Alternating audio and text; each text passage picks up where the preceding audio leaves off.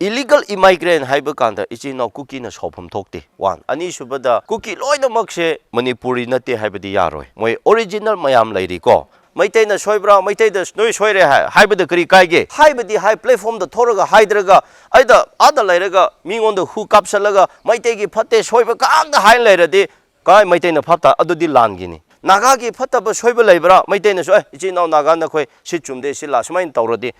hayo chayona maitai tina chapa kanda naga sing na so ai khoi da chat haiba lei aw madi maitai gi mi ni ha adugi mi changni akhoi na karing ba mangang ba kanda ama haibu kanda ai madi adune adung wakhando akhoi thadok da bani manipur da mla 60 leiri sida naga su represent tori cookie represent tori maite pangaloin represent tori masidi kaida da na dum chalai raga chalaga enjoy toraga moigi lofam thop tob nuai na mla sing na di quarter da pham da na office ka da na gari bai na security tham da na chalaga sonda praja sing da maite phatte naga phatte cookie phatte na khana halibse kari no ba aina haibse naga cookie ada adu manipur ki adu ada do na tongana thamse ba maite oiresu naga oiresu huji aphaba sabo wa ne ba tungda kari lakadra haibse naga na su khangdre ba maitai na su khangdre ba cookie na su khangdre ba ko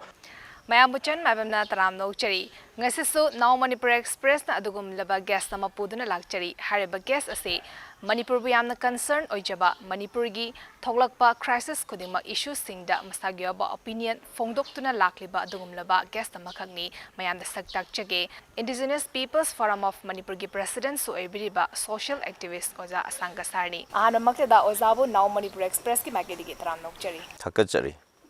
oza khangdabase lamdam sidadi leiramaro ena khanjai ko ado haidi ozana ngasi babuda manipur da thoglaibe issues mayam da isagi opinion pudokjana haidi ai ajokba thodang loduna sulai ko ado masomde kitang na thairaga hanbasidi ozagi samlapa bio da haidare ko ozagi haidi haurak from adagi ima ipagi maming adagi ozana haipi ikandagi haidi torokpa schooling gi haidare ko hai samlapa bio da hanboino oza thambi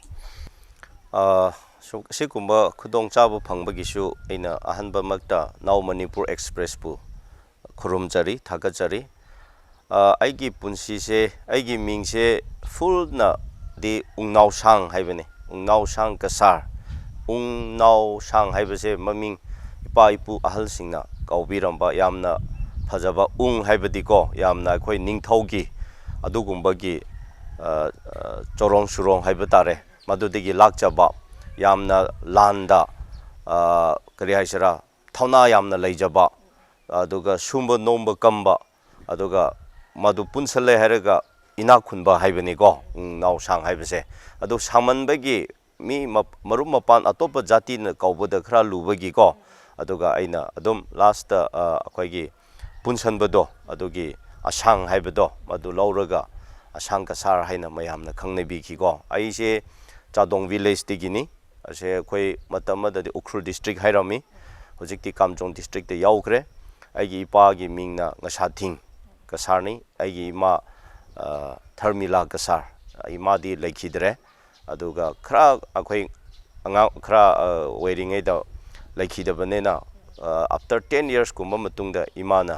इपाना इमा तोना मुकको पुरक्तना अखोय सुमाइना इगी ची नौसे आइगी ममांगदा अहनसिंग इचे अहुम लैरमी अदुगा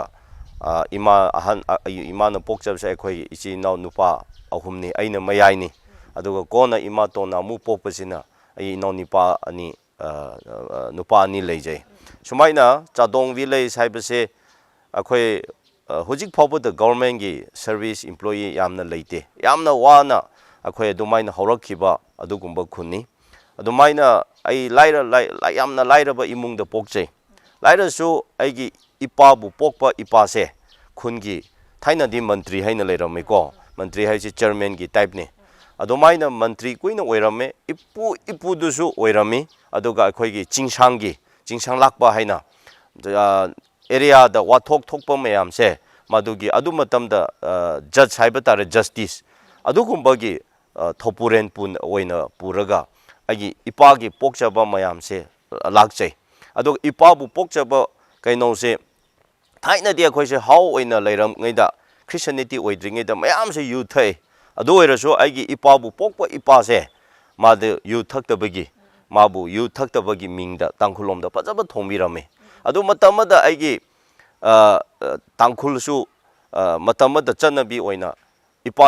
ipugi matamda loina nupi lolaga adum hinglame ba punsi se adu aigi ipa bu pokpa ipa sidi adugumba nupi su mulondaba adugi tharmana yarasu ko sumaina lakchaba adumaina aigi ipa se lairi yamna haijadrasu masa yamna phai kalle sanabada yam phawrami aduga kari haisira khungi mantri kuina puraga laktana aigi ipagi matamda akhoi khunda electric se purakhi adumaina school kari sakakhi ko sumaina ima se na so amuk women society da ahanba adugumba lairi haijadrasu church ki women society da chairperson oina puraga ko isor tharma da yamna chetna thajana adugumba lakchakhiba imung amani aduna aise imana mirolingei da imangonda khanghankiba dream da mayam adugi wari dum leijare aduga aise pokchaba matamda angang oiringe da yamna khongkhutse yamna yangna sathi bai tare sanabada amada adum mi khanaba phunaba chainaba angang musama oiringe de ko aduga imana chaknu tognu haisu chatpa mina pokhum sirusu eta chenba ahan mayamna dum nungsidana ko aise aigi punsi se dumaine lenglai adubu laibak thiba haibadi yam waba adugum punsi de hinglamanena ai lairik se thena tamki aina class 1 da kaba matam sidi chahi taret aduwai nipan duwai yausalba male aina khanbada ko aise yamna chauna class 1 da dum changbadu ko sumaina mu khunda government gi school amakhak leirami aduda aise class 5 phaw tam leiraga class 6 da private ki school amada tamlaga amungam dan halaraga khunda class 7 phaw se aise tamlami aduga class 8 da aise chandel da aigi iche khoida leiraga tam chappa matamda adudusu mu wamandana kari aisira akhoigi aingonda malaria nare adudegi halaraga aise loiban laitabagi ukhruda chalaga next year degi ukhruda chalaga ai class 10 phawbse ukhruda tami adudegi madugi matric pass tawra kanda manipur da dum college biramongol da ko sumaina aigi graduate phawbse aduda thabak tawna ai adum paisa tana dumaina honare hairaga ai biramongol degi loijabani du loijaraga aise private ki thabak duga ministry mayam tawba hore adu tamlingai do da ai chadongi khoi khungi student union gi president su oi aduga madu mutoglaga khoi church ki youth society haina leiko adugi su dum chairman amuk ana oi aduga ai khoi gi tangkhul gi student union haibatare south ki ko ato topa mayam se da dum yawe adu biramongol da oiringe da ai tribal union gi adugumba general secretary su oirami aduga sumaina tawdana aigi hingba yaningai ki punsi gi tamakta ai LIC gi agent su oirami sumaina tawraga aina yamna pamjaba bible se ai yamna tamningba ado aina yamna asa lejaba madu tambangam dabar orisu aina ai graduate du loiba kanda madras digi ko ai correspondent da tamlaga akhoi bachelor of ministry haina akhoi christianity gi ko subject amakhak lei aina yam pamjaba madu hona jadana ai madu loiki adu loiraga mu khara leiraga ai master se pami haiduna bangalore da ko master of ministry amuka hona adu matam da dikitang punsi se khara lemba yaram khare adu degi adu khudong chaba lawraga sumaina ai se lakhibani aduna ai nupi haibatare imung se nganna dum pankhi ko ai nupi nganna adum lawki maramdi ai ima se cancer nadana paralyzed tawdana chahi taragum se adum awaba imung da tadana hokapungam dana aina seba tawjadana khotana lakpa adoge ima se amuka nganna chakhi ba haibatare ko adudegi ai se ai angangi mama haibatare ko lohongba se yamna nganna ai adum lohong laga adumaina haurakhi adumaina punsi se kari haisira ichan yamna wana ko haurakhi adubu aina thajaba se chetna ai thermal se da dum challe ai nisha pasa kari nisha nungsa angang oiringe dig ai chade sijina de aduga ai yu kari thakpa ai punsi da leite ngausanba khotpa mayam ai yaude mi marakta ngauraga lanba adu ada tawbuda ai angang oiringe digi madudi yamna adum yaukhide ai yamna honna jadana ko adumaina yum pala kandasu aigi ngamjaba mayam se ꯍꯣꯠꯅꯗꯅ ꯁꯨꯃꯥꯏꯅ ꯂꯥꯔꯒ ꯄ꯭ꯔꯖꯥꯒꯤ ꯑꯩꯒꯤ ꯑꯦꯔꯤꯌꯥꯒꯤ ꯈꯨꯟꯒꯤ ꯑꯉꯝꯕ ꯁꯦꯕꯥ ꯃꯌꯥꯝ ꯇꯧꯔꯒꯀꯣ ꯑꯁꯨꯃꯥꯏꯅ ꯂꯥꯔꯒ ꯑꯩ ꯈ꯭ꯔꯤꯁꯇꯟꯒꯤ ministry ꯑꯆꯧꯕ ꯑꯩ ꯍꯧꯗꯣꯛꯈꯤ ꯑꯗꯨꯃꯥꯏꯅ ꯍꯧꯗꯣꯛꯇꯅ ꯑꯩ ꯁꯦꯅꯥꯄꯇꯤ ꯑꯗꯨꯒ ꯇꯃꯦꯡꯂꯣꯡ ꯑꯗꯨꯒ ꯗꯤꯃꯥꯄꯨꯔ ꯅꯣꯔꯠ ꯏꯁ ꯃꯌꯥꯝꯗ ꯀꯣꯏꯕ ꯐꯪꯈꯤꯀꯣ ꯁꯨꯃꯥꯏꯅ ꯆꯠꯄꯗ ꯃꯤꯅ ꯃꯁꯛ ꯈꯪꯂꯒ ꯁꯨꯃꯥꯏꯅ ꯑꯗꯨꯝ ꯑꯩꯒꯤ ꯄꯨꯟꯁꯤꯁꯦ ꯂꯥꯛꯈꯤꯕꯅꯤ ꯁꯨꯝ ꯂꯥꯛꯄ ꯀꯥꯟꯗ ꯃꯤꯅꯤꯁꯇ꯭ꯔꯤ ꯇꯧꯔꯒ NGO ꯇꯧꯔꯒ ꯂꯥꯛꯄ ꯀꯥꯟꯗ ꯑꯩꯒꯤ ꯋꯥꯈꯜꯗ ꯌꯥꯝꯅ ꯊꯃꯣꯏꯗ ꯁꯣꯛꯈꯤꯕ ꯑꯃ ꯂꯩ ꯃꯔꯝꯗꯤ ꯑꯩꯅ ꯁꯦꯀ꯭ꯔꯦꯇꯔꯤꯌꯦꯠ ꯆꯠꯂꯦ ꯏꯝꯐꯥꯜꯒꯤ ꯗꯤꯄꯥꯔꯠꯃꯦꯟ ꯂꯩ ꯃꯌꯥꯝꯁꯤꯗ ꯆꯠꯄ ꯀꯥꯟꯁꯤꯗ ꯑꯩꯈꯣꯏ ꯂꯥꯏꯔꯕ ꯂꯩꯇꯕ ꯃꯤꯁꯦ ꯑꯗꯨ ꯃꯇꯝꯗ ꯒꯥꯔꯤꯁꯨ ꯂꯩꯇꯦꯀꯣ ꯔꯤꯛꯁꯣꯗ ꯆꯠꯄ ꯃꯤꯒꯤ ꯃꯔꯨꯞ ꯋꯥꯏꯔꯒ ꯒꯥꯔꯤ ꯋꯥꯏꯔꯒ ꯆꯠꯄ ꯈꯣꯠꯄ ꯇꯧꯕ ꯀꯥꯟꯗ ꯌꯥꯝꯅ ꯑꯋꯥꯕ ꯑꯩꯉꯣꯟꯗ ꯊꯦꯡꯅꯈꯤ ꯇꯥꯡꯈꯨꯜ ꯃꯆꯥ ꯑꯣꯏꯒꯦꯔꯥ ꯅꯥꯒꯥ ꯑꯣꯏꯒꯦꯔꯥ ꯃꯩꯇꯩ ꯑꯣꯏꯒꯦꯔꯥ MLA ꯑꯃꯗ ꯅꯠꯇ꯭ꯔꯒ ꯗꯥꯏꯔꯦꯛꯇꯔ ꯑꯃꯗ ꯑꯆꯧ ꯑꯁꯥꯡ ꯈꯔꯗ ꯑꯣꯐꯤꯁꯔ ꯈꯔꯗ ꯎꯅꯒꯦ ꯍꯥꯏꯕ ꯀꯥꯟꯗ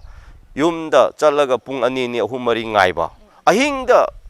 ꯃꯈꯣꯏ ꯎꯅꯕꯒꯤ ꯁꯣꯏ ꯑꯃꯒꯤꯗꯃꯛꯇ ꯊꯦꯡꯅ ꯍꯜꯂꯛꯈꯤꯕꯀꯣ ꯃꯔꯛꯇ ꯆꯥꯛꯀ ꯆꯥꯕ ꯁꯪꯗꯕ ꯁꯦꯀ꯭ꯔꯦꯇꯔꯤꯌꯦꯠꯇ ꯑꯩꯒꯤ ꯐꯥꯏꯜ ꯃꯆꯥ ꯑꯃ ꯀꯔꯤꯒꯨꯝꯕ ꯑꯃ ꯄ꯭ꯔꯣꯁꯦꯁ ꯑꯃꯒꯤ ꯇꯧꯕ ꯀꯥꯟꯗ ꯊꯥ ꯑꯃ ꯑꯅꯤ ꯑꯗꯨꯝ ꯆꯦꯟꯕ ꯈꯣꯠꯄꯀꯣ ꯑꯗꯨꯒ ꯀꯃꯤꯁꯅꯔ ꯎꯅꯒꯦ ꯍꯥꯏꯕ ꯀꯥꯟꯗ ꯍꯦꯛꯇ ꯎꯅꯕ ꯉꯝꯗꯕ ꯎꯅꯈꯤꯗꯕ ꯃꯌꯥꯝꯁꯦ ꯑꯩꯉꯣꯟꯗ ꯆꯍꯤ 2, 3ꯁꯦ ꯁ꯭ꯇ꯭ꯔꯒꯜ ꯇꯧꯋꯦ ꯃꯔꯝꯗꯤ ꯑꯩꯒꯤ ꯈꯨꯟꯗ ꯁ꯭ꯀꯨꯜꯁꯦ ꯄꯨꯔꯥ ꯃꯨꯠꯂꯝꯈ꯭ꯔꯦ government school ꯂꯩꯔꯝꯕꯗꯨ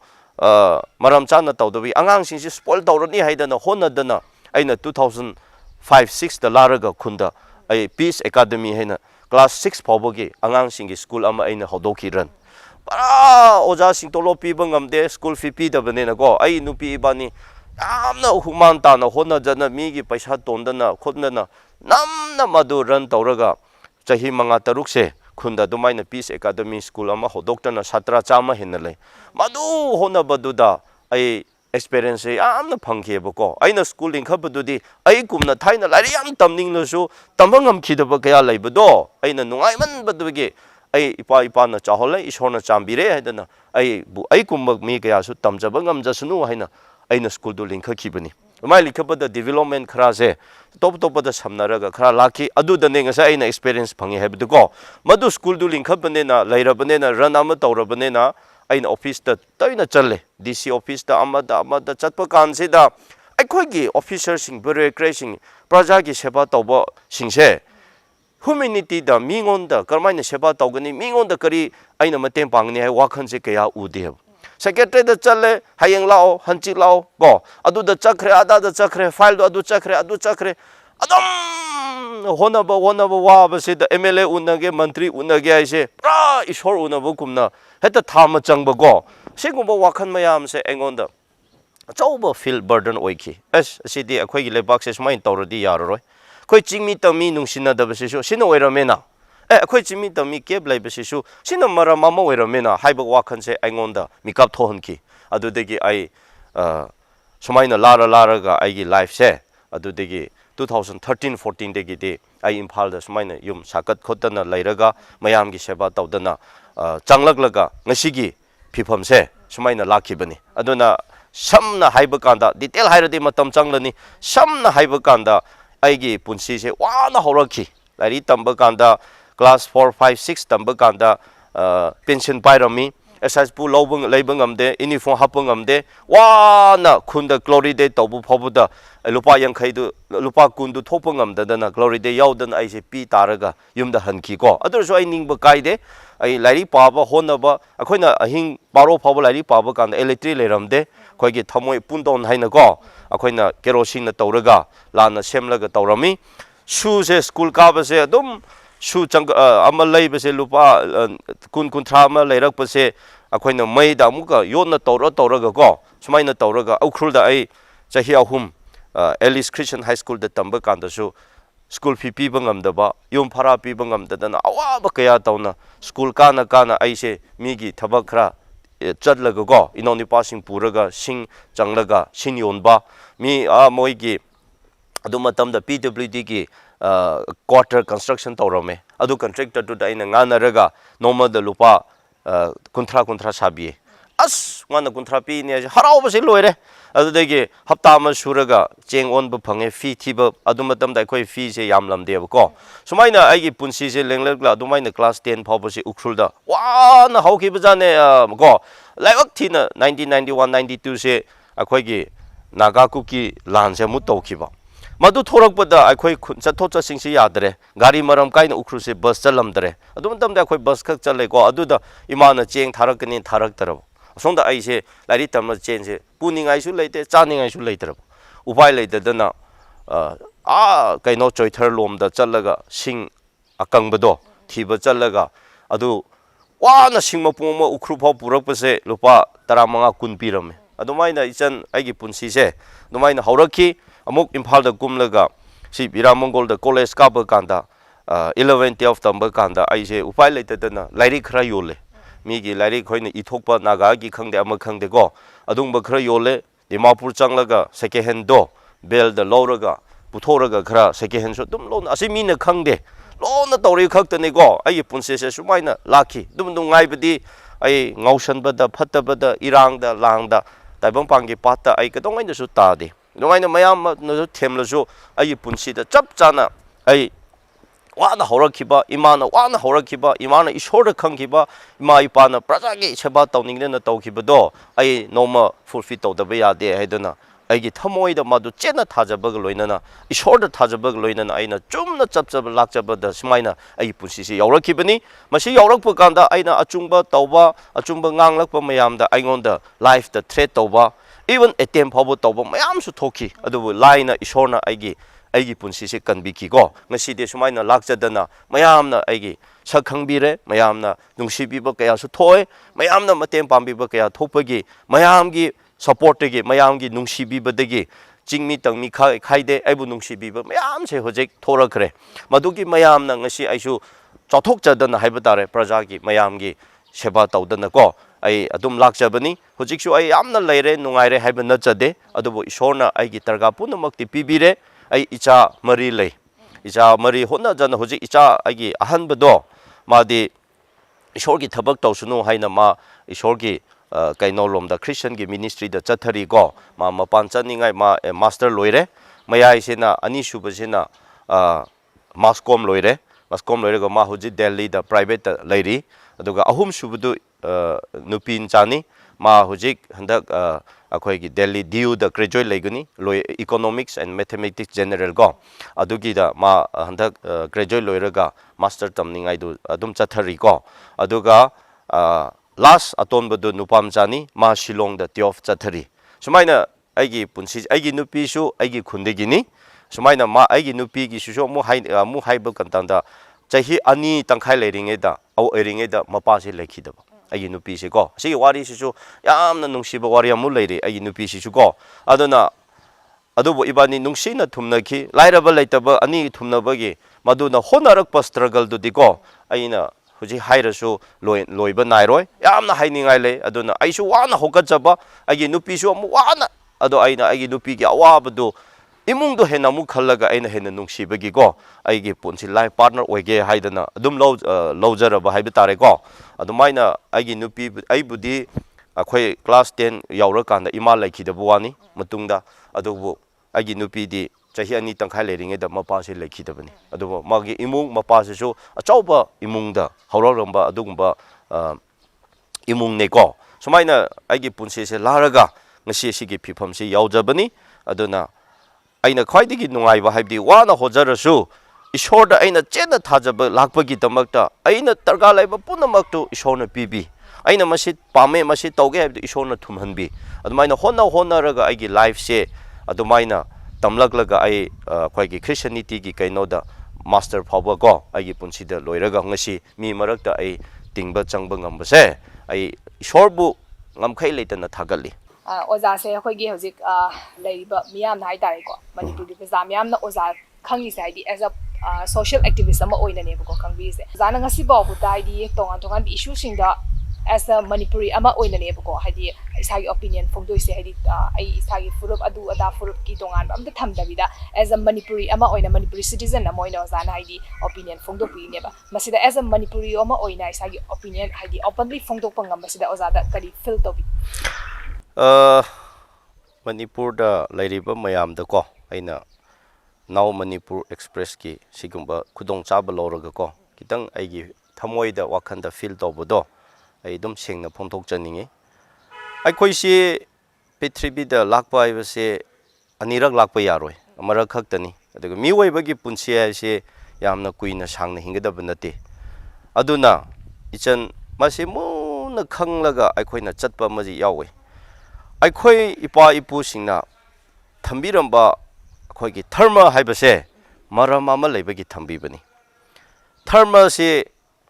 mi puting makpu nungsi chanana ingna chikna palo haibagi aikhoida madugi chana long kano longi tamakta therma sina aikhoida bound taweba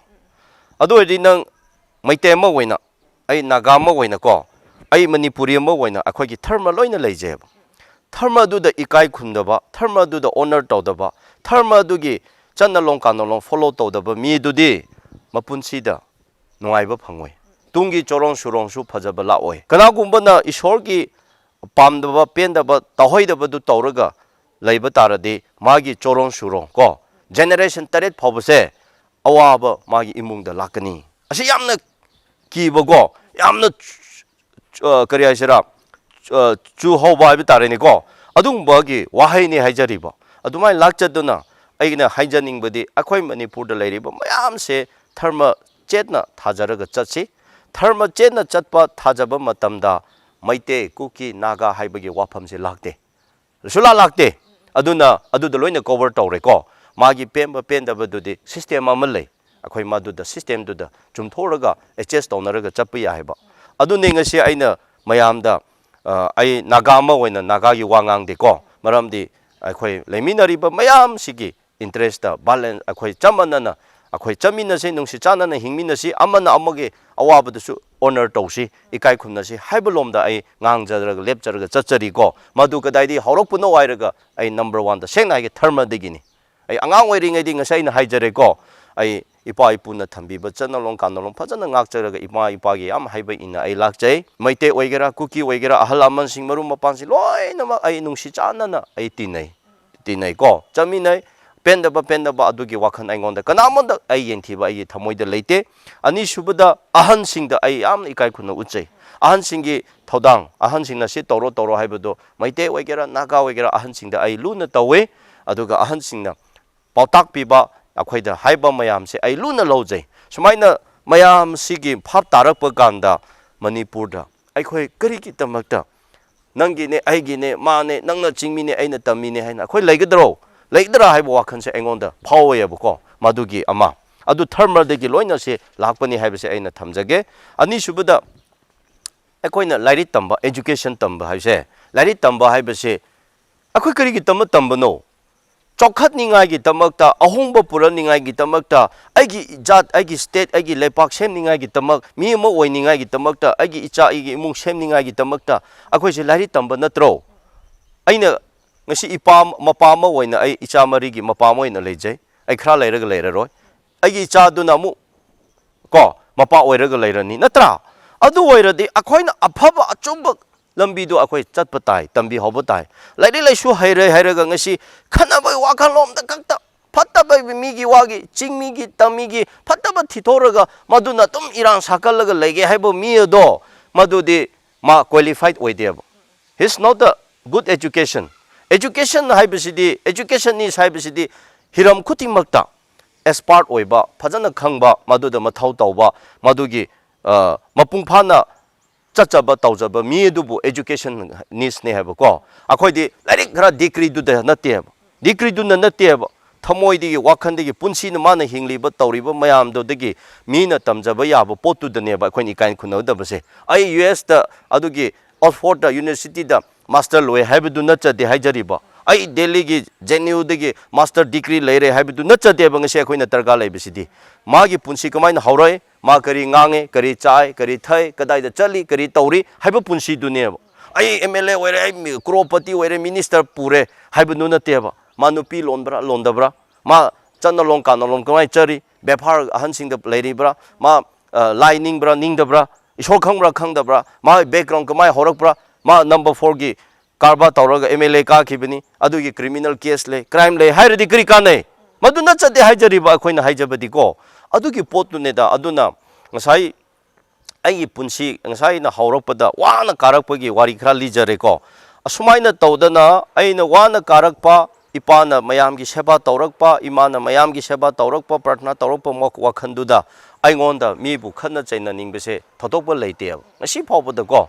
saulasu ngahatang khana leirasu ai dum kauthoe aduga ai bu yenthiba yenaba miduda ai yumda challaga ai wari dum saningwi wakhanda dum thoraeba ko adunani ai hojik akhoi bu mina cha serana lobusu leigani irang thoktringaida kukida kwaidagi nungsina tinariba kukigi achau sangna nungsiba tharma chenba sina nungsibse ai amani aina tinabasu amani aduga ichi naw maite singsusu aduga daga chingmigi tamigi mayam lai nagane aduna mayam lai mamangai ni irang thoktringaidagi su kuk maite singbu yamna tinara loina luna tinarakpa haise ai amani tinaba haibase tinaba haiduna ai phatabad lomda tinaba janata je heba khoidi ko phataba lambi da nateba aduga adage khana ninga gi nateba mi ama oina manipuri macha ma oina akhoi si kadai da chakadabano hojik si manipur kai khrabro kai dri ko kring bok kai khraba matung da kai khre hardi kai khrabai wari du sase wari ni ko aina hairi se akhoi manipur da pokchabani manipur da chawjabani agi ojari sangkai sing kuina chief minister oirami oja yamso chief minister oirami ko oja suisa mp oirami maitei sintinar maiteina lai gumna khala yamna luna tawba adumba misa khaktani heba sumaina khoi nungsi chana na lakpasibu hoji nangi aigi matamda maram chadana hetta ibani khana chena je heba yabro sya yade maram aduna aina ngasai karigi tamakta mamangda thoklaga ngasi ngangba ngambano maiteida kukida amada naga michaminai khaidana aina maduda chatpano haibadudi aigi haurakpa punsi samjat lanjak lamjat na haiba ko lamjat sanjat na maduna ne haiba aduga aikhoi se manipur da chawjabani aduna manipur aikhoi gi lebak se aina nana semdardi yaroi haibu wakhalomda semkatara taradi akhoi adum wana lairani hab aduna pendaba nuaitaba bonomaktu field da yauraga da haibi aina maiteina soibra maiteida noi soire haibada kari kaige adu haibadi hai platform da thoraga haidraga aida ada lairaga mingonda hu kapsalaga maitegi phatte soiba kaangda hai lairade kai maiteina phata adudi langini kuki na soiba laibra moida kuki da su akhoi chaiba tai haiba taina noi jo se soi hai platform da hairoidro haina se haba kari gi tamakta soiba su chungthokna se haba anatana platform da di haidraga kuki da phataba mayam du aigi naga da natraga maite da hairaga santolaga khanani ai tawbu kari kanai naga gi phataba soiba laibra maite na so ichi naw naga na khoi si chumde si la sumain tawrodi hayo chayo na akhoi phatana phamina nainaraga natraga platform da haina se haiba chamna se haiba chumthok se haiba ko maite gi soiba su chumthoksi naga gi soiba su chumthoksi kuki soiba su chumthok se haiba madu natadana murum sunawraga akhoi sidi maning da ko hetta maru hunaraga mai tharaga kerosene hapchan petrol hapchandana chakningai tawbadodi aidi adungba miedo adodi ma mapunsida mahe yaloi plus ma thamoi tasengna ma singba minati nate aduga tungi khallaga madu wakhan leitaba tadaba mini aidi lojai aduna akhoina tawbu matamda maite tina chapa kanda naga singnasu akhoida jat haiba lei aw madi maite gi mini ha adugi mi changni madu gumba wakhan ado maite singnasu akhoina karingba mangang kanda ama haibu kanda madi adune adung wakhan do akhoi thadokadabani adubu ngasaina hanbada haibado ama do akhoina khangdaba ama layeba manipur da mla 60 lairiyeba sida naga su represent tori kuki represent tori maite pangal loin represent tori masidi kaidadana dum chalairaga challaga enjoy tawraga moigi lofam thopa tawba nuaina mla singna de quarter da phamdana office ka dana gari baina security thamdana challaraga sonda praja singda maite phatte naga phatte kuki phatte na khana halibase kari noba aina haibise adu oirade mla singdo hana tokpo habne aina hairisi ko hana su ai haire aduna hujigi ofifam maduda haijaning badi akhoi ahal aman singna thambibado thukaignu haiyego khoigi porol da ko bible da su haibani go ahan singna thambiramba nungdo maram chadadana thukaignu hongnu haibani ase akhoi phap tagadabani aduna ngasi akhoi ichi naw maite naga chingmi tangmi marakta phap tadaba nongaina da yawrusu munna khantase akhoi gi history kadai da hodoe karamba history lerame karmaina akhoi haurai haibasi masidi aina nanga pendaba nanga aiga yanadaba nanga aiga nungainadaba tongan tongan laibaduna amanebo history didi akhoi honor togani history didi kaibi yade aibu pokchaba ipa se sagai kasarni ipa bu popase asigi ming kawe haibase aina natte haibi yaroi hebo ko natte haibi yaroi hebo adu nana ngasi maiteni aina nagani aina tangkulni haijarasu ibani tongana leijasno ba adu nangi ipa ipugi horofamdudi sini haibdudi nangna honthokpa yaroi hebo aina honthokpa mirai yaroi hebo mirai yaroi hebo si mirai badi khoi chumlo hebo adu dane da adu let us look back to the long history where we begin where we start how our forefathers lived together haibase moidi yamna chekna thajana madu matamda lairi laisu haitrasu gari leitrasu khongna wana larasu mangai itaw haidana nungsi chana na makhoi peaceful coexistence adugi dimension adugi diagram adugi environment adugi position du yengoba let's look ko our akhoi forefathers ki matamda peaceful coexistence leibado madu akhoi na kaufam thokteba adugi shape to di matam punbada maintain tawseba ko akhoi matam gi akhoi na policy plan honglaga development matungina chatpa chaukhatpa semkatpaduna amane adudi chasnoba but akhoi gi theme dudi ipa ipuna thamiramba peaceful coexistence madugi chanalong kanolom dudi ngasigi generation punamakna kaufam thokteba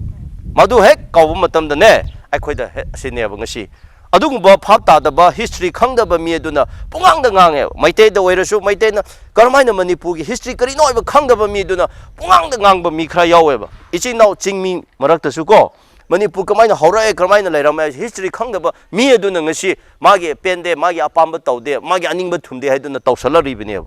nangi aigi aningba apamba thumbadi pithibida lairoi nangi apamba aigi apamba aningba thumbada chase hairade mi oiba hingba yaroi aigi pamba pemba ningba thumdabaduna tongana thamo adubu mayamgi environment mayamgi interest se kadaida chali kadmaina adjust tawgani haibada akhoi hingba ngamba honingai honagadabani madu singduda mi oiba kawbani sajiba nate akhoi se aigi aningba apamba kakda chakani tawgani hairade adum ibani kairakani maitei ga naga adum kairakani adu kairakani maitei nasu loina maitegi interest chakani habi yaroi naga na su chatpukni habi yaroi kukine su yaroi mayam phurup mayam himina bagi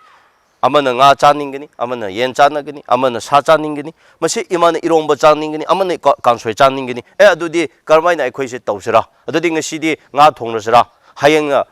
sa thongrasira hanchikna yen thongrasira hayeng kaino kansoi thongrasira haibagi mi oiba chance adugi tamakta akhoi de ishorna wisdom knowledge educate piribini haba adu degree di yauna paisa kaya tingdana doctor engineer IAS officer oire master MA loina oire loina graduate oire haraga masigi chanalong kanalong se karibata khangdaba aise laibak yamna thiego thamoi soi aduna masai ichana hanbiribo question do punamak se number 1 thermal chechin batai thermal digi loina lakani ani subada akhoi mi oibagi education ko masidigi lakani aduna maduromda akhoi chatpa ngamdaba taradi ai manipurni ngasi manipur state ai leijari adubo aina manipur gi chawkhatningai wakhalonda ai leiba ngamda taradi kodongai su manipur nungai ba phangoi ai manipur macha ma oiraga ai manipurni haina haithokpa ngamdaba mi dudi maduna manipur gi afaba tawgani haibadudi oithokte aduna aina he habdu tawsanagunu maite ching oira tamgi tawsanagunu masai manipur gi MLA ma oina leiraga manipur gi wangangba ngamdabdo adudi madi tolopki MLA oireba sengi MLA oikreba aina sena haige go se chingi oigra tamgi oigra aduga maite macha masu MLA oiraga manipur apunbagi wangangba ngamdaba tarade masu magi senkhogi oireba magi kendergi oikreba adungbadudi tawsanagunu adudi mingonda misguide tawbu kowe misleading kowe go akhoi adunate ngasi kari nana pemba pendaba nungaidaba mayam lairamgani loina thado ngasi akhoi manipur da leiminari manipur da hingminabnena manipur chawkhaningai tawse manipur da leiminari kanglu khutima nungsi chanana tawse habse aidi chap chana ai wakhanda madu lepchai angang oiringai di hujik phawbada ko aduga aina lepchaba ngambase karigino hairaga aina chatpa lambi lamja sajat nane haba ꯑꯩꯒꯤ ꯊꯔꯃꯟꯅꯅꯤ ꯍꯥꯏꯖꯔꯤꯕꯀꯣ ꯃꯁꯤꯗ ꯀꯔꯤꯃꯠꯇ controversy confuse ꯆꯠꯅꯤꯡꯉꯥꯏ ꯂꯩꯇꯦ ꯌꯥꯝ ꯅꯨꯡꯉꯥꯏꯖꯩ ꯑꯩꯈꯣꯏꯅ ꯑꯣꯖꯥꯒꯤ ꯍꯥꯏꯗꯤ ꯄꯔꯁꯣꯅꯦꯜ ꯂꯥꯏꯐꯀꯤ ꯃꯇꯥꯡꯗ ꯍꯥꯏꯗꯤ ꯑꯣꯖꯥꯅ ꯊꯦꯡꯅꯕꯤꯔꯛꯄ ꯁ꯭ꯇ꯭ꯔꯒꯜꯒꯤ ꯃꯇꯥꯡꯗꯁꯨ ꯋꯥꯔꯤ ꯁꯥꯟꯅꯖꯈ꯭ꯔꯦ ꯃꯊꯪꯗ ꯑꯩꯈꯣꯏꯒꯤ ꯍꯧꯖꯤꯛ ꯍꯧꯖꯤꯛ ꯄ꯭ꯔꯖꯦꯟ ꯈ꯭ꯔꯥꯏꯁꯤꯁ ꯂꯣꯝꯗ ꯑꯃꯨꯛ ꯂꯥꯛꯆꯔꯕꯗ ꯑꯣꯖꯥꯗꯒꯤ ꯈꯪꯖꯅꯤꯡꯕꯁꯦ ꯍꯧꯖꯤꯛ ꯍꯧꯖꯤꯛ ꯃꯅꯤꯄꯨꯔꯁꯦ ꯒꯨꯗ ꯒꯣꯚꯔꯅꯦꯟꯁ ꯂꯩ ꯍꯥꯏꯅ ꯈꯟꯕꯤꯕ꯭ꯔꯥ ꯑꯗꯣ ꯂꯩꯇ꯭ꯔꯒꯗꯤ ꯀꯔꯤ ꯇꯧꯕ ꯇꯉꯥꯏ ꯐꯗꯦꯅ ꯈꯟꯕꯤꯕ꯭ꯔꯥ ꯍꯧꯖꯤꯛ ꯍꯧꯖꯤꯛꯁꯦ ꯍꯣꯏ ꯃꯌꯥꯝ ꯒꯣꯔꯃꯦꯟ ꯄꯥꯏꯔꯤꯕ ꯂꯩꯉꯥꯛ ꯂꯨꯆꯤꯟ ꯄꯨꯔꯦꯟ ꯃꯌꯥꯝꯁꯨ ꯃꯈꯣꯏꯒꯤ ꯕꯦꯁ ꯂꯦꯚꯦꯜꯗ ꯑꯐꯕꯗ ꯍꯣꯠꯅꯕꯗꯤ ꯑꯣꯏꯔꯝꯒꯅꯤ ꯏꯆꯟ ꯀꯣ ꯃꯣꯏꯒꯤ ꯂꯦꯚꯦꯜꯗ ꯑꯐꯕꯗꯤ ꯍꯣꯠꯅꯕ ꯍꯥꯏꯅ ꯂꯧꯕ ꯌꯥꯏ ꯑꯗꯨꯕꯨ ꯑꯩꯈꯣꯏꯅ ꯁꯨꯝ ꯌꯦꯡꯕꯗ ꯂꯨꯞ ꯍꯣꯜ ꯃꯌꯥꯝꯗꯤ ꯑꯗꯨꯝ ꯂꯩꯔꯤꯀꯣ ꯑꯗꯨ ꯀꯗꯥꯏꯗꯒꯤꯅꯣ ꯍꯥꯏꯔꯒ ꯑꯩꯈꯣꯏꯒꯤ ꯁꯤꯁꯇꯦꯝ ꯑꯃꯈꯛꯁꯦ ꯆꯨꯝꯊꯣꯛꯇ꯭ꯔꯤ ꯐꯥꯎꯕ ꯌꯥꯔꯣꯏ ꯃꯅꯤꯄꯨꯔꯗ ꯑꯐꯕꯗꯤ ꯂꯣꯏꯅ ꯇꯧꯅꯤꯡꯉꯤ ꯑꯆꯨꯝꯕꯗꯤ ꯂꯣꯏꯅ ꯇꯧꯅꯤꯡꯉꯤ ꯑꯗꯨꯕꯨ ꯂꯤꯗꯔꯁꯨ ꯄ꯭ꯔꯖꯥꯁꯨ ꯃꯔꯛꯇ ꯐꯠꯇꯕ ꯈꯔꯅꯀꯣ ꯃꯌꯥꯝꯁꯤꯅ ꯈꯔ ꯌꯣꯝꯁꯜꯂꯒ ꯑꯩꯈꯣꯏꯗ ꯀꯩꯅꯣ ꯐꯠꯇꯕ ꯂꯣꯝꯗ ꯑꯃꯗ ꯑꯩꯈꯣꯏꯗ ꯂꯝꯖꯤꯡꯈꯤꯕꯀꯣ ꯄꯨꯈꯤꯕ ꯑꯃꯈꯛ ꯌꯥꯎꯔꯤ ꯃꯗꯨꯗꯤ ꯕ꯭ꯔꯥꯏꯕ ꯃꯗꯨꯗꯤ ꯀꯔꯞꯁꯟ ꯑꯩꯈꯣꯏ ꯄꯩꯁꯥꯅ ꯑꯩꯈꯣꯏꯒꯤ ꯉꯝꯃꯦ ꯄꯩꯁꯥꯁꯦ ꯂꯩꯔꯗꯤ ꯌꯥꯔꯦ ꯍꯥꯏꯕꯒꯤ ꯃꯤ ꯃꯌꯥꯝꯒꯤ ꯂꯨꯆꯤꯟ ꯄꯨꯔꯦꯟꯒꯤꯀꯣ ꯂꯨꯆꯤꯡꯕꯁꯤꯡꯒꯤ ꯑꯗꯨꯒ ꯄ꯭ꯔꯖꯥ ꯈꯔꯒꯤ ꯋꯥꯈꯟꯗ ꯑꯁꯤ ꯂꯩꯈꯤꯕ ꯍꯥꯏꯁꯦ ꯌꯥꯝꯅ ꯂꯥꯏꯕꯛ ꯊꯤꯕꯅꯤ ꯑꯩꯗꯤ ꯃꯗꯨꯗ ꯃꯃꯥꯡ ꯊꯥꯍꯟꯅꯤꯡꯗꯦ ꯃꯗꯨꯅ ꯃꯔꯝ ꯑꯣꯏꯔꯒ ꯉꯁꯤ ꯑꯩꯈꯣꯏꯗ ꯈꯟꯅ ꯆꯩꯅꯕ ꯅꯨꯡꯁꯤꯅꯗꯕ ꯄꯨꯝꯅꯃꯛꯁꯦ ꯊꯣꯔꯛꯄꯅꯤ ꯑꯗꯨꯅ ꯒꯨꯗ ꯒꯕꯔꯅꯦꯟꯁ ꯍꯥꯏꯕꯁꯤꯗꯤ ꯊꯃꯣꯏꯗꯒꯤ ꯂꯥꯛꯀꯗꯕꯅꯤ ꯃꯁꯤꯗꯤ ꯃꯄꯥꯟꯗꯒꯤꯀꯣ ꯑꯣꯏꯔꯣꯏ ꯒꯕꯔꯅꯦꯟꯁ ꯒꯨꯗ ꯒꯕꯔꯅꯦꯟꯁ ꯍꯥꯏꯕꯁꯦ ꯑꯩꯅ ꯊꯃꯣꯏ ꯁꯦꯡꯕ ꯅꯪꯅ ꯊꯃꯣꯏ ꯁꯦꯡꯕ ꯃꯌꯥꯝꯁꯦ ꯃꯤ ꯋꯥꯈꯜ ꯑꯐꯕ ꯃꯤ ꯑꯐꯕ ꯃꯅꯤꯄꯨꯔꯗ ꯑꯐꯕ ꯊꯣꯔꯛꯄ ꯂꯩꯕ ꯂꯤꯗꯔ ꯀꯌꯥ ꯑꯐꯕ ꯊꯣꯔꯛꯄ ꯃꯇꯝꯗ ꯒꯨꯗ ꯒꯕꯔꯅꯦꯟꯁ ꯂꯥꯛꯄ ꯉꯝꯒꯅꯤ ꯉꯁꯤꯗꯤ ꯑꯩꯈꯣꯏꯅ ꯃꯣꯏꯗ ꯍꯨꯟꯕꯁꯨ ꯅꯠꯇꯦ ꯃꯣꯏꯗꯁꯨ ꯍꯥꯏꯅꯤꯡꯗꯦ ꯇꯧꯕꯨ ꯏꯁꯣꯔꯒꯤ ꯁꯥꯈꯤ ꯏꯁꯣꯔꯒꯤ ꯃꯤꯡꯗ ꯁꯥꯈꯤ ꯇꯧꯅꯁꯦ ꯍꯥꯏ ꯀꯥꯟꯗ ꯊꯣꯛꯄ ꯉꯝꯃꯣꯏ ꯃꯧꯏ ꯍꯧꯖꯤꯛ ꯀꯔꯞꯁꯟ ꯂꯩꯇꯕ ꯁ꯭ꯇꯦꯠꯅꯤ ꯕ꯭ꯔꯥꯏꯕ ꯇꯧꯗꯕ ꯁ꯭ꯇꯦꯠꯅꯤ ꯍꯥꯏꯕ ꯌꯥꯒꯗ꯭ꯔꯣ ꯁꯨꯌꯥ ꯌꯥꯔꯣꯏ ꯑꯗꯨꯅ ꯍꯧꯖꯤꯛꯁꯤ ꯏꯆꯟ ꯒꯨꯗ ꯒꯕꯔꯅꯦꯟꯁ ꯍꯥꯏꯅ ꯍꯥꯏꯕ ꯌꯥꯔꯣꯏ ꯒꯨꯗ ꯒꯕꯔꯅꯦꯟꯁ ꯂꯩꯇ꯭ꯔꯤ ꯃꯔꯝꯗꯤ ꯉꯁꯥꯏ ꯑꯃ ꯇꯧꯕꯗꯨꯅ ꯑꯃ ꯊꯝꯂꯁꯨ ꯃꯅꯤꯄꯨꯔꯗ ꯂꯨꯆꯤꯟ ꯄꯨꯔꯦꯟ ꯑꯣꯏꯔꯤꯕ ꯃꯌꯥꯝꯁꯦ ꯊꯃꯣꯏ ꯁꯦꯡꯅ ꯃꯤ ꯆꯞ ꯃꯥꯟꯅꯕ ꯑꯩꯒꯨꯝꯅ ꯈꯜꯂꯒ ꯅꯨꯡꯁꯤ ꯆꯥꯟꯅꯅ ꯃꯗꯨꯒꯤ ꯋꯥꯈꯜꯂꯣꯟꯗ ꯊꯕꯛ ꯇꯧꯕ ꯁꯦꯀ꯭ꯔꯤꯐꯥꯏꯁ ꯇꯧꯕ ꯀꯠꯊꯣꯛꯄ ꯃꯗꯨꯒ ꯃꯤꯗꯨ ꯑꯩꯈꯣꯏꯅ ꯎꯗ꯭ꯔꯤꯑꯕ ꯑꯁꯦꯡꯕ ꯉꯥꯡꯂꯒ ꯑꯆꯨꯝꯕ ꯉꯥꯡꯂꯒꯀꯣ ꯆꯣꯡꯊꯣꯛꯂꯒ ꯄ꯭ꯔꯖꯥ ꯃꯌꯥꯝꯕꯨ ꯑꯩ ꯑꯁꯤꯒꯤꯗꯃꯛ ꯀꯛꯊꯣꯛꯀꯅꯤ ꯑꯁꯤꯒꯨꯝ ꯇꯧꯒꯅꯤ ꯍꯥꯏꯕꯒꯤ ꯊꯃꯣꯏ ꯁꯦꯡꯕꯗꯣ ꯃꯗꯨ ꯑꯩꯈꯣꯏꯅ ꯄꯥꯝꯖꯩꯕ ꯎꯗ꯭ꯔꯤꯑꯕ ꯑꯗꯣ ꯊꯃꯣꯏ ꯁꯦꯡꯕ ꯍꯥꯏꯁꯤꯗꯤ ꯃꯌꯥꯝꯅ ꯑꯗꯨꯝ ꯎꯒꯗꯧꯔꯤꯕꯅꯦꯕꯀꯣ ꯑꯩꯈꯣꯏꯒꯤꯗꯤ ꯈꯔ ꯀꯔꯤ ꯍꯥꯏꯁꯤꯔꯥ ꯈꯤꯇꯪ ꯃꯤꯅ ꯌꯦꯡꯕꯗꯀꯣ ꯏꯁꯥꯅ ꯆꯥꯎꯖꯕ ꯏꯀꯣ ꯈꯔ ꯂꯩꯖꯕꯀꯣ ꯃꯤꯒꯤ ꯋꯥꯗꯤ ꯂꯧꯔꯣꯏ ꯃꯤꯒꯤ ꯋꯥꯗꯤ ꯇꯥꯔꯣꯏ ꯑꯩꯅ ꯇꯧꯕꯁꯤꯅ ꯆꯨꯝꯃꯤ ꯍꯥꯏꯅ ꯆꯠꯆꯕ ꯃꯗꯨꯒ ꯈꯪꯖꯔꯒ ꯑꯗꯨꯒ ꯄꯥꯡꯒꯜ ꯈꯔ ꯂꯩꯕ ꯄꯩꯁꯥ ꯈꯔ ꯂꯩꯔꯗꯤ ꯑꯩꯈꯣꯏꯅ ꯆꯥꯎꯖꯕ ꯆꯠꯄꯗꯣ ꯑꯩꯅ ꯈꯟꯕꯗ ꯃꯗꯨ ꯑꯩꯉꯣꯟꯗꯗꯤ ꯌꯥꯝ ꯏꯀꯥꯏꯌꯦꯕ ꯑꯩꯅ ꯀꯔꯤꯒꯨꯝꯕ ꯑꯗꯨꯒꯤ ꯐꯤꯕꯝ ꯑꯣꯏꯔꯗꯤ ꯑꯩꯗꯤ ꯃꯟꯇ꯭ꯔꯤ ꯑꯣꯏꯔꯁꯨ ꯑꯦꯝ ꯑꯦꯜ ꯑꯦ ꯑꯣꯏꯔꯁꯨ ꯈ꯭ꯋꯥꯏꯗꯒꯤ ꯃꯌꯥꯝꯗ ꯑꯩꯅ ꯈ꯭ꯋꯥꯏꯗꯒꯤ ꯁꯣꯟꯖꯕꯅꯤ ꯅꯦꯝꯖꯕꯅꯤ ꯂꯩꯖꯗꯕꯅꯤ ꯍꯥꯏꯅ ꯂꯧꯔꯒ ꯑꯩ ꯄ꯭ꯔꯖꯥꯒꯤ ꯁꯦꯕꯥꯗꯤ ꯑꯝꯇ ꯇꯧꯖꯒꯦ ꯍꯥꯏꯗꯀꯣ ꯇꯧꯖꯅꯤꯡꯉꯦꯕ ꯑꯩꯈꯣꯏꯗꯤ ꯑꯗꯨꯅ ꯑꯩꯅ ꯍꯦꯛ ꯍꯥꯏꯕꯗꯣ ꯑꯦꯝ ꯑꯦꯜ ꯑꯦ ꯀꯥꯔꯁꯨ ꯑꯩ ꯁꯦꯀ꯭ꯌꯨꯔꯤꯇꯤ ꯄꯨꯔꯣꯏ ꯀꯔꯤꯒꯤ ꯁꯦꯀ꯭ꯌꯨꯔꯤꯇꯤ ꯄꯨꯒꯗꯕꯅꯣ ꯑꯩꯒꯤ ꯌꯦꯠꯅꯕꯁꯦ ꯀꯔꯤꯒꯤ ꯂꯩꯒꯗꯕꯅꯣ ꯀꯅꯥꯅ ꯑꯩꯒꯤ ꯌꯦꯟꯊꯤꯕ ꯑꯣꯏꯒꯗꯕꯅꯣ ꯍꯧꯖꯤꯛ ꯑꯩꯉꯣꯟꯗ ꯑꯁ ꯅꯪ ꯆꯦꯛꯁꯤꯜꯂꯣ ꯅꯪ ꯁꯦꯀ꯭ꯌꯨꯔꯤꯇꯤ ꯄꯨꯔꯣ ꯍꯥꯏꯌꯦꯕꯀꯣ ꯑꯩꯈꯣꯏꯅ ꯉꯥꯡꯕꯒꯨꯝꯅ ꯀꯅꯥꯅ ꯉꯥꯡꯂꯤꯒꯦ ꯑꯆꯨꯝꯕ ꯀꯌꯥ ꯉꯥꯡꯂꯁꯨ ꯑꯣꯏꯁꯅꯨ ꯑꯩꯅ ꯉꯥꯡꯕꯁꯦ ꯁꯣꯏꯔꯗꯤ ꯁꯣꯏꯔꯦ ꯀꯣ ꯃꯤꯅ ꯚꯥꯞ ꯇꯥꯗ꯭ꯔꯗꯤ ꯃꯥꯏ ꯃꯥꯡꯖꯕꯅꯦ ꯑꯩꯅ ꯀꯅꯥꯕꯨꯁꯨ ꯑꯔꯥꯟꯕ ꯇꯧꯍꯧꯗꯦ ꯑꯩ ꯅꯨꯄꯤ ꯂꯣꯟꯕ ꯂꯩꯇꯦ ꯌꯨ ꯊꯛꯂꯒ ꯀꯥꯔꯟ ꯇꯥꯕ ꯂꯩꯇꯦ ꯀꯅꯥꯃꯗ ꯑꯩ ꯄꯩꯁꯥ ꯍꯨꯔꯥꯟꯈꯤꯕ ꯂꯩꯇꯦ ꯃꯤꯒꯤ ꯑꯣꯏꯗꯕ ꯄꯥꯗꯕ ꯇꯧꯈꯤꯕꯁꯨ ꯂꯩꯇꯦ ꯑꯩꯅ ꯀꯅꯥꯕꯨ ꯀꯤꯒꯗꯕꯅꯣ ꯑꯩꯕꯨ ꯀꯅꯥꯅ ꯌꯦꯟꯊꯤꯒꯗꯕꯅꯣ ꯍꯥꯏꯕꯒꯤ ꯋꯥꯈꯟꯗ ꯑꯩ ꯆꯠꯄ ꯂꯦꯞꯄ ꯇꯧꯕ ꯉꯝꯂꯤꯕꯅꯦꯕ ꯑꯗꯨꯅ ꯃꯗꯨ ꯆꯞ ꯆꯥꯅ ꯊꯦꯡꯅꯒꯅꯤ ꯍꯥꯏꯅ ꯃꯗꯨꯅꯦꯕ ꯑꯩꯈꯣꯏꯒꯤ ꯉꯁꯤꯒꯤ ꯄꯨꯟꯁꯤꯗ ꯗꯔꯀꯥꯔ ꯂꯩꯕꯁꯦ ꯑꯗꯨꯅ ꯃꯟꯇ꯭ꯔꯤ ꯃꯟꯗꯣꯜ ꯑꯣꯏꯔꯤꯕ ꯑꯦꯝ ꯑꯦꯜ ꯑꯦ ꯑꯣꯏꯔꯤꯕꯁꯤꯡꯁꯨ ꯆꯣꯡꯊꯣꯛꯑꯣꯕꯀꯣ ꯇꯁꯦꯡꯅ ꯂꯩꯕꯥꯛ ꯅꯨꯡꯁꯤꯕ ꯑꯣꯏꯕ ꯇꯥꯔꯗꯤ ꯆꯣꯡꯊꯣꯛꯄꯤꯌꯣꯕ ꯃꯃꯥꯡꯗ ꯑꯗꯨꯒ ꯄ꯭ꯔꯖꯥꯁꯨ ꯆꯣꯡꯊꯣꯛꯄꯤꯔꯒ ꯑꯩꯈꯣꯏ ꯅꯩꯅꯁꯤ ꯑꯩꯈꯣꯏ ꯆꯠꯃꯤꯟꯅꯁꯤ ꯀꯔꯤꯒꯤꯅꯣꯕ ꯑꯩꯈꯣꯏ ꯑꯗꯨꯒꯤꯅꯤ ꯑꯐꯕꯒꯤꯅꯤ ꯑꯩ ꯂꯩꯕꯥꯛ ꯅꯨꯡꯁꯤ ꯍꯥꯏꯔꯒ ꯁꯨꯝ ꯃꯤꯆꯟ ꯃꯤꯅꯥꯏ ꯈꯥꯏꯔꯒ ꯑꯩꯈꯣꯏꯗ ꯃꯔꯛꯇ ꯃꯤꯆꯟ ꯃꯤꯅꯥꯏ ꯈꯥꯏꯕꯗꯨꯅ ꯃꯔꯝ ꯑꯣꯏꯔꯒ ꯃꯅꯤꯄꯨꯔꯗ ꯆꯤꯡꯃꯤ ꯇꯝꯃꯤꯗꯁꯨ ꯑꯀꯥꯏꯕꯁꯤ ꯁꯨꯃꯥꯏꯅ ꯍꯦꯛ ꯂꯥꯛꯍꯜꯂꯦꯕꯀꯣ ꯑꯗꯨꯅ ꯍꯧꯖꯤꯛ ꯂꯩꯕꯥꯛꯁꯦ ꯏꯆꯟ ꯁꯦꯡꯅ ꯍꯥꯏꯕꯗ ꯑꯩꯈꯣꯏꯒꯤ ꯂꯩꯕꯥꯛꯁꯦ ꯇꯣꯉꯥꯟꯕ ꯂꯝꯕꯤ ꯑꯃꯗ ꯄꯨꯒꯗꯧꯔꯦ ꯆꯠꯀꯗꯧꯔꯦ ꯃꯁꯤꯒꯤꯗꯃꯛꯇ ꯑꯩꯁꯦꯀꯣ ꯊꯃꯣꯏ ꯌꯥꯝꯅ ꯁꯣꯏ ꯃꯔꯛꯇ ꯇꯨꯝꯕ ꯌꯥꯗꯦ ꯑꯗꯨꯅ ꯃꯔꯝꯗꯤ ꯉꯁꯤ ꯅꯥꯒꯥ ꯀꯨꯀꯤ ꯃꯩꯇꯩꯗꯨ ꯇꯣꯛꯑꯣ ꯆꯤꯡꯃꯤ ꯇꯝꯃꯤꯗꯨ ꯊꯝꯂꯝꯃꯣ ꯑꯩꯒꯤ ꯍꯌꯦꯡ ꯂꯥꯛꯀꯗꯕ ꯖꯦꯅꯦꯔꯦꯁꯟꯁꯦ ꯀꯗꯥꯏꯗ ꯂꯩꯒꯗ꯭ꯔꯥ ꯍꯥꯏꯕꯗꯨꯅꯦꯕ ꯑꯩꯈꯣꯏꯅ ꯃꯔꯨ ꯑꯣꯏꯅ ꯈꯟꯒꯗꯕꯁꯤꯗꯤ ꯅꯥꯒꯥ ꯀꯨꯀꯤ ꯑꯗꯨ ꯃꯅꯤꯄꯨꯔꯒꯤ ꯑꯗꯨ ꯑꯗꯥꯗꯨꯅ ꯇꯣꯉꯥꯟꯅ ꯊꯝꯁꯦꯕ let's keep aside adudi tongana thamse ba dubu agi icha issue le ba nasu hayeng icha issue le rakani masu loi le rakani akhoi mayam icha issue le da bane akhoi na hujik ti hingli base agi icha issue tungi naptro ai bu ngasi chaukhali ba ai ngasi nangi mangda wangang li base ima ipa na yokhapi bagi natro adumai na akhoi di future tungi generation adugi henna luna khanse habneda adubu ngasi manipur gi phifamse sum chatharba tarade tungi future de akhoi se mutka da ba ma leire ba maite oiresu naga oiresu huji afabu sabu wane ba tungda kari lakadra habse naga na su khangdre ba maite na su khangdre ba kuki na su khangdre ba ko masugi marak sidne aina thamoi chai habse ko aduna masidi good governance amadi targale adu good governance habse thamoi wakhan sengbana lakadabani sum paisa na achawbada akanbana power na di good governance ko dongoi da su lakpa ngamoi mathang da umlak chang bisa za hoi hauzi phawbada solution proctriba hoi manipur gi crisis sai tare ko masigi horakbada idi forum for restoration of peace ko ba oja su committee mcb ki ko jalna ba hona bada oja su chawba thawa ke amsum lobi ki adugi haidi committee dina haidi thabok tawrakpa matamda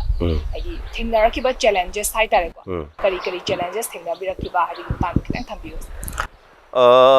chan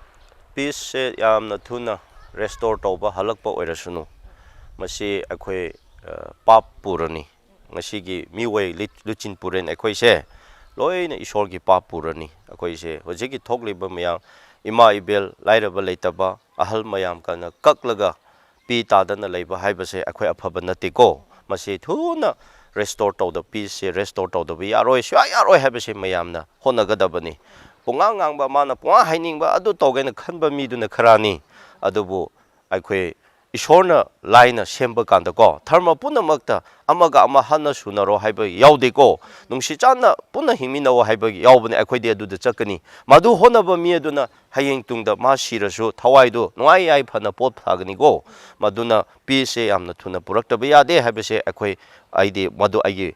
lepchabani ko aduna manipur da ngasi thokibase chahi ama pharei chan yamna nuaite adu peace purakpa yaba lambi su lei adu laibak thibadi akhoi masi government na thamoi khra sengdabagi sincerity leitabadi gi haibatare puna makse lapses leikhibani government na phate government na ni haibadi nate go government na thohonbani government na tahonbani haibadi ai hairoi adubu thokiba puna makse warwel sing loisanba haijidi government gi khutta lei haba aina oirasu mana oirasu aduna government na masigi thodang se lobung ngamdaba haibase present government asigi yamna chawna maithiba mani masi moide hunbagi wasu nate nachade aduna asi thamoyamna sokpadi akhoina mayam lauriba social activities mayam tv da nainaba aduga intellectual academician chingi oigera tamgi oigera maite oigera naga oigera koki oigera go mayam sigi wa se government sina sum ita ta da bukumna ko moy yena bukumna chakhiba ani shubada as adu oiradi phare karmaina tawsira haiba mifam meeting government na kauki de haba ahum shubada si lan thokre lan da yaudaba naga sing leiri dudi naga mayam si leader mayam kauraga government na kari tawsira noi si khra rolo bio haiba leikrabra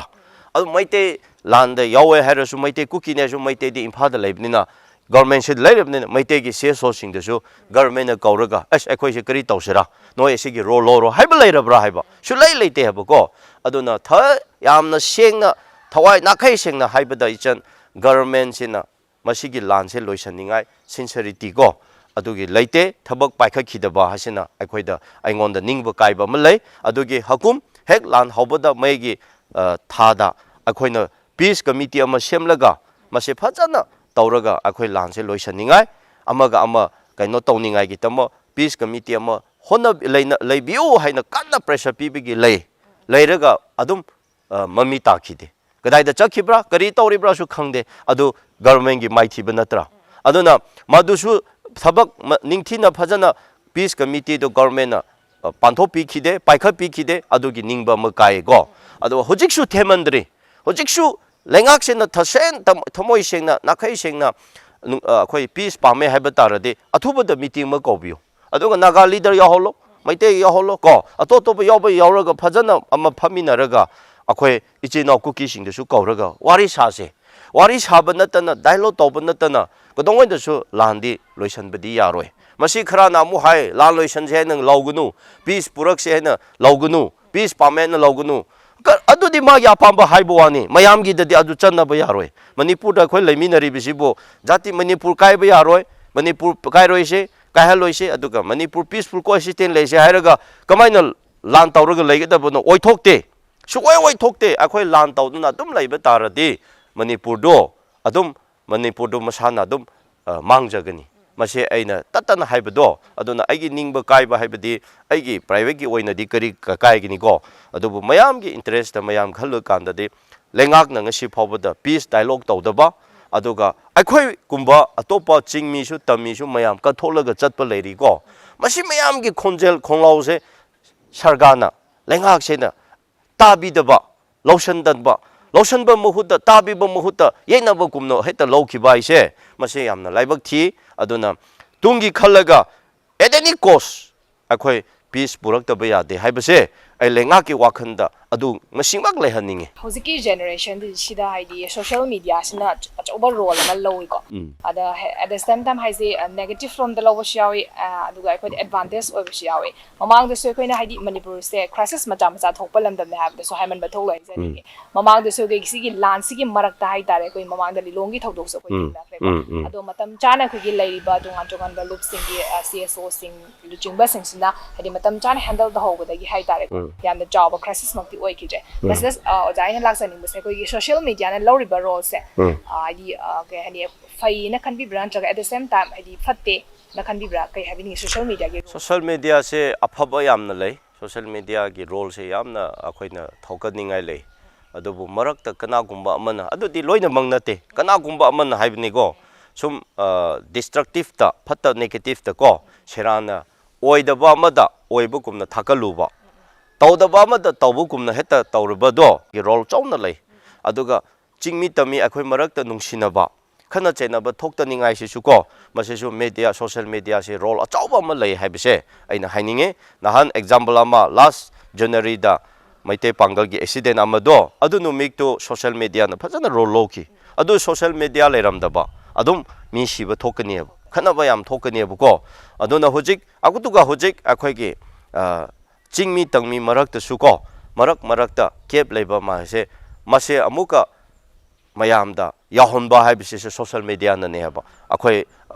ꯁꯦꯟꯊꯣꯛꯄ ꯍꯥꯏꯕꯗꯣ ꯐꯥꯞ ꯇꯥꯍꯟꯕ ꯍꯥꯏꯕꯗꯣ ꯑꯗꯨꯅ social ꯃꯤꯗꯤꯌꯥꯁꯤꯗꯤ ꯑꯩꯈꯣꯏꯅ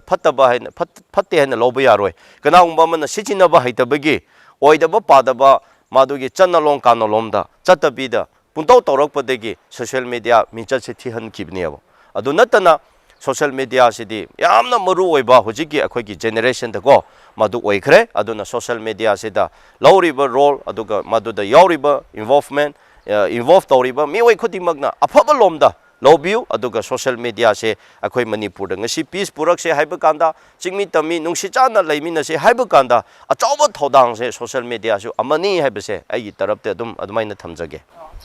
ꯃꯊꯪꯗ ꯂꯥꯛꯆꯔꯛꯄꯅꯤꯅ ꯑꯣꯖꯥ ꯑꯩꯈꯣꯏꯒꯤ ꯍꯧꯖꯤꯛꯀꯤ ꯊꯣꯛꯂꯤꯕ ꯑꯩꯈꯣꯏꯒꯤ ꯃꯅꯤꯄꯨꯔꯒꯤ ꯂꯥꯟ ꯍꯥꯏꯇꯥꯔꯦꯀꯣ ꯃꯁꯤꯁꯦ ꯀꯨꯀꯤ ꯐꯨꯔꯨꯞꯅ ꯃꯩꯇꯩ ꯀꯝꯃ꯭ꯌꯨꯅꯤꯇꯤꯗ ꯍꯧꯕ ꯂꯥꯟ ꯑꯣꯏꯗꯣꯏꯔꯥ ꯅꯠꯇ꯭ꯔꯒ ꯃꯅꯤꯄꯨꯔ ꯒꯣꯚꯔꯟꯃꯦꯟꯇ ꯍꯧꯕ ꯑꯣꯏꯗꯣꯏꯔꯥ ꯍꯥꯏꯗꯤ ꯃꯅꯤꯄꯨꯔ ꯒꯣꯚꯔꯟꯃꯦꯟꯅꯗꯤ ꯍꯥꯏꯗꯤ ꯀꯩꯅꯣ ꯇꯣꯉꯥꯟ ꯇꯣꯉꯥꯟꯕ ꯔꯤꯖꯟ ꯃꯌꯥꯝ ꯑꯃꯗꯤ ꯄꯤꯔꯦꯀꯣ ꯏꯂꯤꯒꯦꯜ ꯏꯃꯤꯒ꯭ꯔꯦꯁꯟ ꯊꯣꯛꯍꯟꯕꯅꯤ ꯄꯣꯄꯤ ꯄ꯭ꯂꯥꯟꯇꯦꯁꯟ ꯍꯥꯏꯗꯤ ꯑꯩꯈꯣꯏꯅ ꯍꯥꯏꯗꯤ ꯋꯥꯔ ꯑꯣꯟ ꯗ꯭ꯔꯒꯁ ꯇꯧꯔꯨꯕꯗꯒꯤ ꯊꯣꯛꯂꯛꯄꯅꯤ ꯍꯥꯏꯕꯒꯤ ꯔꯤꯖꯟꯗꯤ ꯃꯌꯥꯝ ꯑꯃ ꯂꯩꯈ꯭ꯔꯦ ꯑꯣꯖꯥꯒꯤ ꯑꯣꯏꯕ ꯑꯣꯄꯤꯅꯤꯌꯟꯗꯗꯤ ꯆꯞ ꯆꯥꯕ ꯔꯤꯖꯟꯁꯦ ꯀꯩ ꯑꯣꯏꯅꯤ ꯍꯥꯏꯅ ꯏꯆꯟ ꯃꯁꯤꯒꯤ ꯏꯁꯨꯁꯤꯗꯤꯀꯣ ꯍꯧꯖꯤꯛꯇꯤ ꯌꯥꯝꯅ ꯈꯔ ꯂꯨꯋꯦ ꯀꯝꯄ꯭ꯂꯤꯀꯦꯠꯁꯤ ꯑꯣꯏ ꯍꯥꯏꯕꯗꯤ ꯑꯩꯈꯣꯏ ꯂꯥꯟ ꯇꯧꯋꯦ ꯍꯥꯏꯅ ꯄꯨꯟꯁꯤ ꯆꯨꯞꯅ ꯇꯧꯕ ꯌꯥꯕ ꯅꯠꯇꯦ ꯀꯨꯀꯤꯗꯁꯨ ꯀꯣ ꯄꯤꯁ ꯄꯨꯔꯛꯅꯤꯡꯉꯥꯏ ꯄꯨꯔꯛꯁꯤ ꯍꯥꯏꯅ ꯍꯣꯠꯅꯕꯅꯤꯅ ꯑꯩꯈꯣꯏꯅ ꯃꯁꯤ ꯁꯨꯈꯥꯏꯅ ꯉꯥꯡꯕ ꯀꯥꯟꯗ ꯈꯔ ꯐꯖꯗꯕꯁꯨ ꯂꯩꯒꯅꯤ ꯑꯗꯨꯒ ꯑꯃꯅ ꯁꯣꯏꯔꯁꯨ ꯑꯩꯈꯣꯏꯗꯤ ꯄꯤꯁ ꯄꯥꯝꯕꯅꯤꯅꯀꯣ ꯄꯤꯁꯇꯣ ꯍꯟꯖꯤꯟꯁꯅꯨ ꯍꯥꯏꯕ ꯂꯣꯝꯗ ꯆꯠꯄꯅꯤꯅꯀꯣ ꯑꯃꯅ ꯁꯣꯏꯕꯅꯤ ꯑꯃꯅ ꯂꯥꯟꯕꯅꯤ ꯍꯥꯏꯕ ꯂꯣꯝꯗ ꯑꯩ ꯌꯥꯝꯅ ꯆꯠꯅꯤꯡꯗ꯭ꯔꯦ ꯇꯧꯕꯇꯕꯨ ꯑꯩꯈꯣꯏꯅ ꯈꯪꯒꯗꯕꯗꯤ ꯑꯃꯅ ꯑꯣꯏꯕ ꯌꯥꯏ ꯑꯃꯅ ꯑꯣꯏꯕ ꯌꯥꯏ ꯂꯩꯉꯥꯛ ꯍꯥꯏꯕ ꯑꯃ ꯂꯩꯕꯅꯤꯅ ꯂꯩꯉꯥꯛꯅ ꯀꯟꯇ꯭ꯔꯣꯜ ꯇꯧꯒꯗꯕꯅꯤ ꯃꯗꯨ ꯄꯣꯠꯇꯨꯗ ꯑꯗꯨꯝ ꯂꯣꯏꯅ ꯌꯥꯎꯔꯦ ꯑꯩꯅ ꯍꯥꯏꯔꯤꯁꯤꯀꯣ ꯀꯨꯀꯤꯅ ꯇꯧꯒꯦꯅ ꯇꯧꯕ ꯑꯣꯏꯕ꯭ꯔꯥ ꯋꯥꯔꯤꯅꯤꯀꯣ ꯑꯣꯏꯁꯅꯨ ꯃꯩꯇꯩꯅ ꯇꯧꯒꯦꯅ ꯇꯧꯕ ꯑꯣꯏꯁꯅꯨ ꯑꯩꯈꯣꯏ ꯂꯩꯕꯥꯛ ꯑꯃꯗ ꯍꯤꯡꯃꯤꯟꯅꯔꯤꯕꯅꯤ ꯂꯩꯕꯥꯛ ꯑꯗꯨꯒꯤ ꯒꯚꯔꯟꯃꯦꯟꯠ ꯍꯥꯏꯕ ꯑꯃ ꯆꯂꯥꯏꯔꯤꯕꯅꯤ ꯑꯗꯨꯅ amana oigera government matam chana control tawraga chatpa thenaba haibado madugi tamakta akhoi system se thambane abo aduna madudi aina hujik mana soimene mana lanbane haibado ai hujik hainingde maramdi kona se peaceful wakpa kanda de akhoi haibi yai hujik ti peace process da ko hause haibane na madu ai hainingde tawdubu ichi na cookie sing de so akhoi appeal tawningbadi cookie sing na so akhoi kharana mayamna illegal immigrants ne haibase cookie bu khakta haiba nate aduga cookie loidamang na chade haba illegal immigrants haibane illegal immigrants haibade whoever naga wegera maite pangal wegera maite wegera cookie wegera atopa mapandagi manipur gi citizen nataba manipuri nataba madu atopa di changlaglaga ko swaida pankhiba haibadune adursu condition kharadi leiko amu condition haibse akhoi maite di naga di kaino leiko atopa tonganba manipur saina haibado aduda haiba wane haba aduna illegal immigrant haiba kanda ichi no cookie na sopham thokte one ani subada cookie loina makse adum manipuri nate haibadi yaroi moi original mayam leiri ko moi chu chahi cha ani suraga manipur da leirakhraba adungba history ne abako aduna mai cookie loina mang na chade kona lakpa khopa duda madu identify tawraga loire aduna mokhoina su madu da de support tobigadabane chumi haibase aduga sonda su maitena su cookie loina tanthokadabani cookie loina haibase hujikti madui matamdu henthokre maramde chahi chani helakhraba leirakhraba manipur da ko history leire plus sida makhoi gi lam tapham haib tare ko mayam leire moigi mapa mapu sida kaino tawraga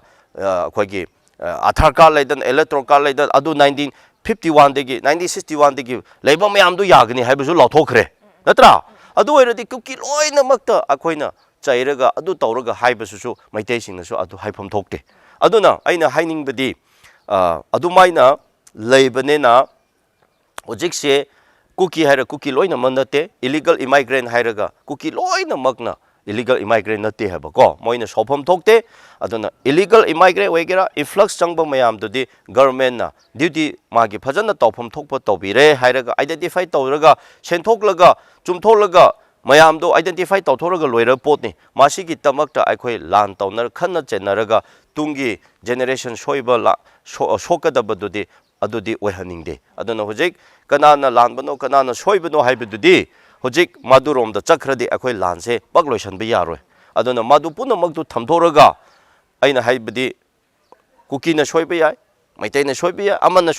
soiba yai ko mama target cookie da so mai target ama leibagi tawramba yai tawdubu aina di lengak haiba government haiba leba akhoi state government leiri central government leiri central government kari tawraga lebra haibani da ko aduna akhoi di ama da natabada central government da akhoi di nungai tabal lei launching hai tare economic tadi atoki matik hari shore ko di han dagi so hoi figam phatana leibaga haziki thoiba launch na maram paraga economic ta atoki matik figam so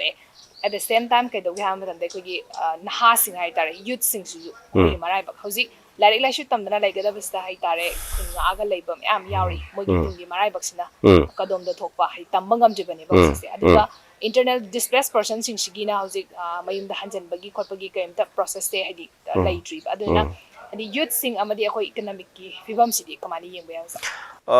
masi amna important weba question ne ko issue ni maru oina akoina nainagadaba se sisu amane ko aduna masi yamna chumi ichan yamna thina sokrabani sok kadoribani adu ngasi sokpasidigi 10 times 20 times 50 times amuka tungda sokadoribani madu akoina khangba darga lai aduna atotopa platform da aina masigi matangda khara de dum thamkhre ko aduna ngasi manipur gi economic social economic sidi yamna thina atopa state lengak tegi mafam degi akoine compare tawba kanda akoi sina yamna somthana leiba adungba state ne ba akoi khakta hingjaba ngamjadriba mapan gi center gi mateng yaudadana ko tharakpa paisa nungsa tharakpa yaudadana whole hojik department da paisa piriba employee mayam da tawraba lothoriba development mayam se akoi aswai gi puthokjaba akoi sigi income resources na chade hajariba madu center na loina maktu manipur gi budget se 70-80% se 90% se adigi tharak libane atopa development mayam se only 10% khakta ne ba state ki share se adu de yengbioba aduna akoi se ꯌꯥꯝꯅ ꯑꯗꯨꯒꯨꯝꯕ ꯋꯥꯅ ꯑꯗꯨꯒ ꯑꯗꯨꯒꯨꯝꯕ ꯋꯥꯅ ꯂꯩꯖꯕ ꯑꯗꯨꯒꯨꯝꯕ ꯁ꯭ꯇꯦꯠꯅꯤ ꯍꯥꯏꯖꯔꯤꯕ ꯑꯗꯨꯕꯨ ꯃꯔꯛꯁꯤꯗ ꯃꯁꯤ ꯐꯅꯤꯡꯉꯥꯏ ꯄꯨꯝꯅꯃꯛꯁꯦ ꯃꯨꯠꯊꯠꯂꯒ ꯑꯩꯈꯣꯏꯁꯨ ꯏꯁꯥꯅ ꯏꯁꯥ ꯍꯤꯡꯖꯕ ꯉꯝꯕ ꯂꯩꯄꯥꯛ ꯑꯁꯤꯗ ꯃꯗꯨꯒꯤ ꯁꯦꯟꯃꯤꯠꯂꯣꯟ ꯀꯌꯥ ꯄꯨꯊꯣꯛꯔꯒ ꯔꯤꯁꯣꯔꯁ ꯀꯌꯥꯁꯦ ꯃꯦꯟꯇꯦꯅꯦꯟꯁ ꯇꯧꯔꯦ ꯍꯥꯏꯔꯒ ꯃꯅꯤꯄꯨꯔꯁꯨ 이코노믹 ꯐꯖꯍꯜꯂꯒ ꯃꯊꯪꯗ ꯍꯤꯡꯕ ꯌꯥꯅꯤꯡꯉꯥꯏ ꯍꯣꯠꯅꯖꯕ ꯑꯗꯨꯒꯤ ꯃꯇꯝꯅꯦꯕꯀꯣ ꯃꯗꯨꯒꯤ ꯁ꯭ꯇꯦꯖ ꯃꯗꯨꯒꯤ ꯖꯦꯅꯦꯔꯦꯁꯟ ꯃꯗꯨꯒꯤ ꯄꯦꯔꯠ ꯍꯣꯠꯅꯔꯤꯉꯩ ꯃꯔꯛꯁꯤꯗ ꯁꯨꯃꯥꯏꯅ ꯌꯥꯝꯅ ꯂꯥꯏꯕꯛ ꯊꯤꯕ ꯑꯩꯈꯣꯏ ꯂꯥꯟ ꯑꯃ ꯊꯣꯔꯛꯇꯅꯀꯣ ꯇꯧꯁꯜꯂꯛꯄ ꯀꯥꯟꯗ ꯍꯧꯖꯤꯛ ꯃꯇꯝꯁꯤꯗ ꯅꯍꯥꯔꯣꯟ ꯀꯌꯥ ꯇꯤꯅꯦꯖ ꯍꯥꯏꯕ ꯇꯥꯔꯦꯀꯣ ꯅꯠꯇ꯭ꯔꯒ ꯃꯤꯗꯜ ꯀ꯭ꯂꯥꯁꯗ ꯂꯩꯔꯤꯕ ꯃꯌꯥꯝꯁꯦ ꯃꯤꯗꯜ ꯀ꯭ꯂꯥꯁ ꯍꯥꯏꯌꯔ ꯀ꯭ꯂꯥꯁ ꯀꯣ ꯑꯁꯤꯒꯤ ꯁ꯭ꯇꯦꯟꯗꯔꯗ ꯂꯩꯔꯤꯕ ꯃꯌꯥꯝꯁꯦ ꯂꯥꯏꯔꯤꯛ ꯇꯝꯕ ꯋꯥꯈꯜꯂꯣꯟꯁꯦ ꯊꯥꯗꯣꯛꯈ꯭ꯔꯦꯕ ꯑꯩꯈꯣꯏ ꯂꯥꯟꯁꯤꯗ ꯉꯍꯥꯛꯀꯤ ꯏꯔꯥꯡꯁꯤꯗ ꯄꯥꯔꯒ ꯉꯥꯎꯁꯜꯂꯒ ꯃꯁꯦꯂꯣꯝꯗ ꯆꯠꯈ꯭ꯔꯦꯕꯀꯣ ꯃꯁꯤꯗ ꯆꯠꯈꯤꯕ ꯃꯤ ꯃꯌꯥꯝꯁꯤ ꯍꯌꯦꯡ ꯆꯍꯤ 10ꯒꯤ 10ꯒꯤ ꯃꯇꯨꯡꯗ ꯃꯅꯤꯄꯨꯔꯒꯤ ꯌꯨꯝꯕꯤꯔꯦꯟ ꯑꯣꯏꯒꯗꯕꯁꯤꯡꯅꯦꯕ ꯃꯅꯤꯄꯨꯔꯒꯤ ꯌꯨꯝꯕꯤꯔꯦꯟ ꯑꯣꯏꯒꯗꯕ ꯃꯌꯥꯝꯁꯦ ꯌꯨꯝꯕꯤꯔꯦꯟ ꯍꯥꯏꯁꯦ ꯅꯣꯡꯃꯩ ꯄꯥꯔꯒ ꯂꯩꯄꯥꯛ ꯉꯥꯛꯄꯅꯦꯅ ꯉꯥꯛꯄꯗꯨꯗ ꯅꯠꯇꯦꯕ ꯂꯩꯕꯥꯛ ꯉꯥꯛꯄ ꯃꯅꯤꯄꯨꯔ ꯌꯨꯝꯕꯤꯔꯦꯟ ꯑꯣꯏꯕ ꯍꯥꯏꯁꯦ ꯀꯣꯂꯣꯝ ꯄꯥꯏꯔꯒ ꯋꯥꯈꯜ ꯊꯥꯗꯔꯒ ꯃꯥꯒꯤ ꯀꯩꯅꯣꯝꯃ ꯄꯨꯊꯣꯛ 이너지 ꯄꯨꯊꯣꯛꯔꯒ 인디아다 월드 मफम खुदिमक लेरग सानगदौरीबनेबको मदुदा हाइबनेब अखोइना अदुना मदुकुंबा मयाम दु ngasi youth लिसिंग मंगा हेना लिसिंग तरा हेना अदुकुंबा टीनेज हायर स्टैंडर्ड लेबा मिडल स्टैंडर्ड लेबा क्लास द लेबा मयाम से अखोइ लानलोम दा वाखन से चखरेबको मसिगी इफेक्ट से चाहि मंगा तरा मतुंग द खंगबा हौरनी येंगोको अइना हाइरिबसे मसि यामना थीना सोखरे अदुगा चाहि अमा ngasai लान तौदना लेबसिदा नंगी मागी अरेबा लेबा ngamba मखै नंगी लेजबा मै इंखोल नुंगना योंथोनरगा हिंगबा यादबा तौदबा यादबदि पुथोना खरे लोइनै योंथोखरे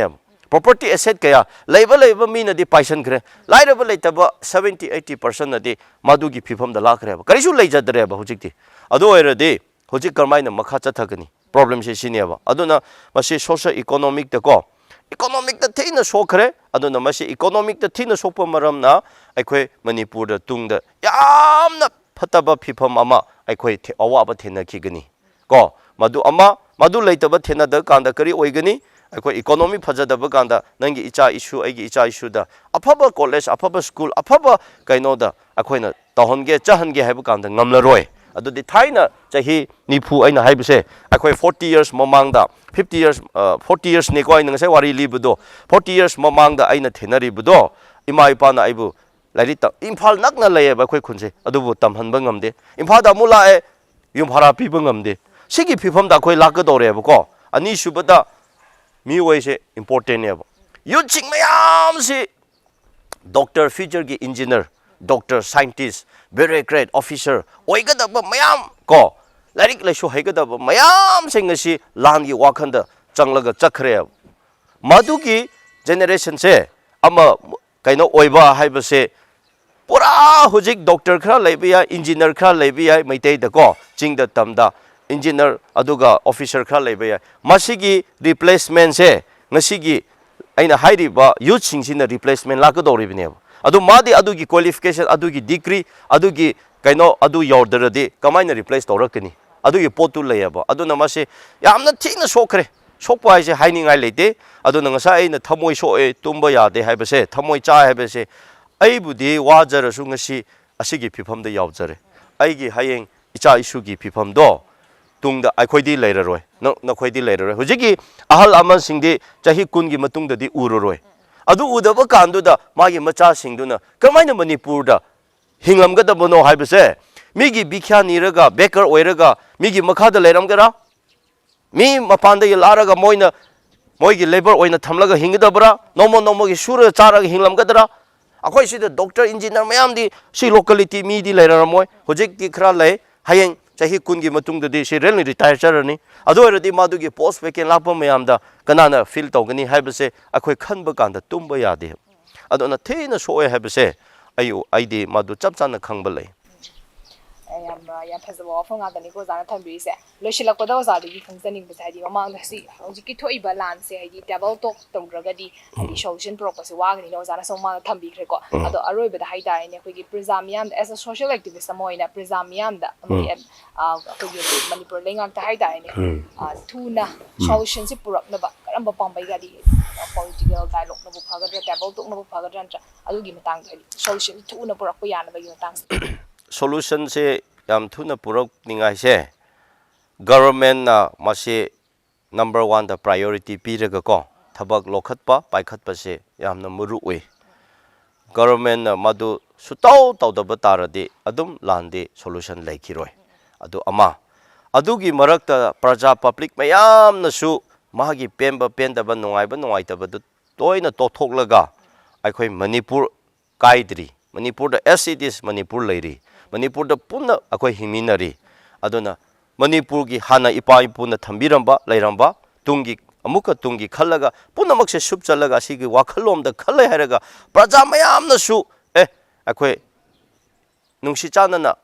ꯃꯍꯧꯁꯥ ꯄꯨꯟꯁꯤ ꯍꯟꯖꯜꯂꯒꯀꯣ ꯑꯃꯨꯛ ꯍꯤꯡꯃꯤꯟꯅꯁꯤ ꯃꯁꯤ ꯑꯩꯈꯣꯏꯗ ꯀꯥꯟꯅꯕ ꯂꯩꯇꯦ ꯍꯥꯏꯕ ꯋꯥꯈꯜꯁꯦ ꯑꯩꯈꯣꯏ ꯊꯝꯕ ꯗꯔꯀꯥꯔ ꯂꯩ ꯑꯃ ꯍꯠꯅ ꯁꯨꯅꯔꯒ ꯑꯩꯈꯣꯏꯅ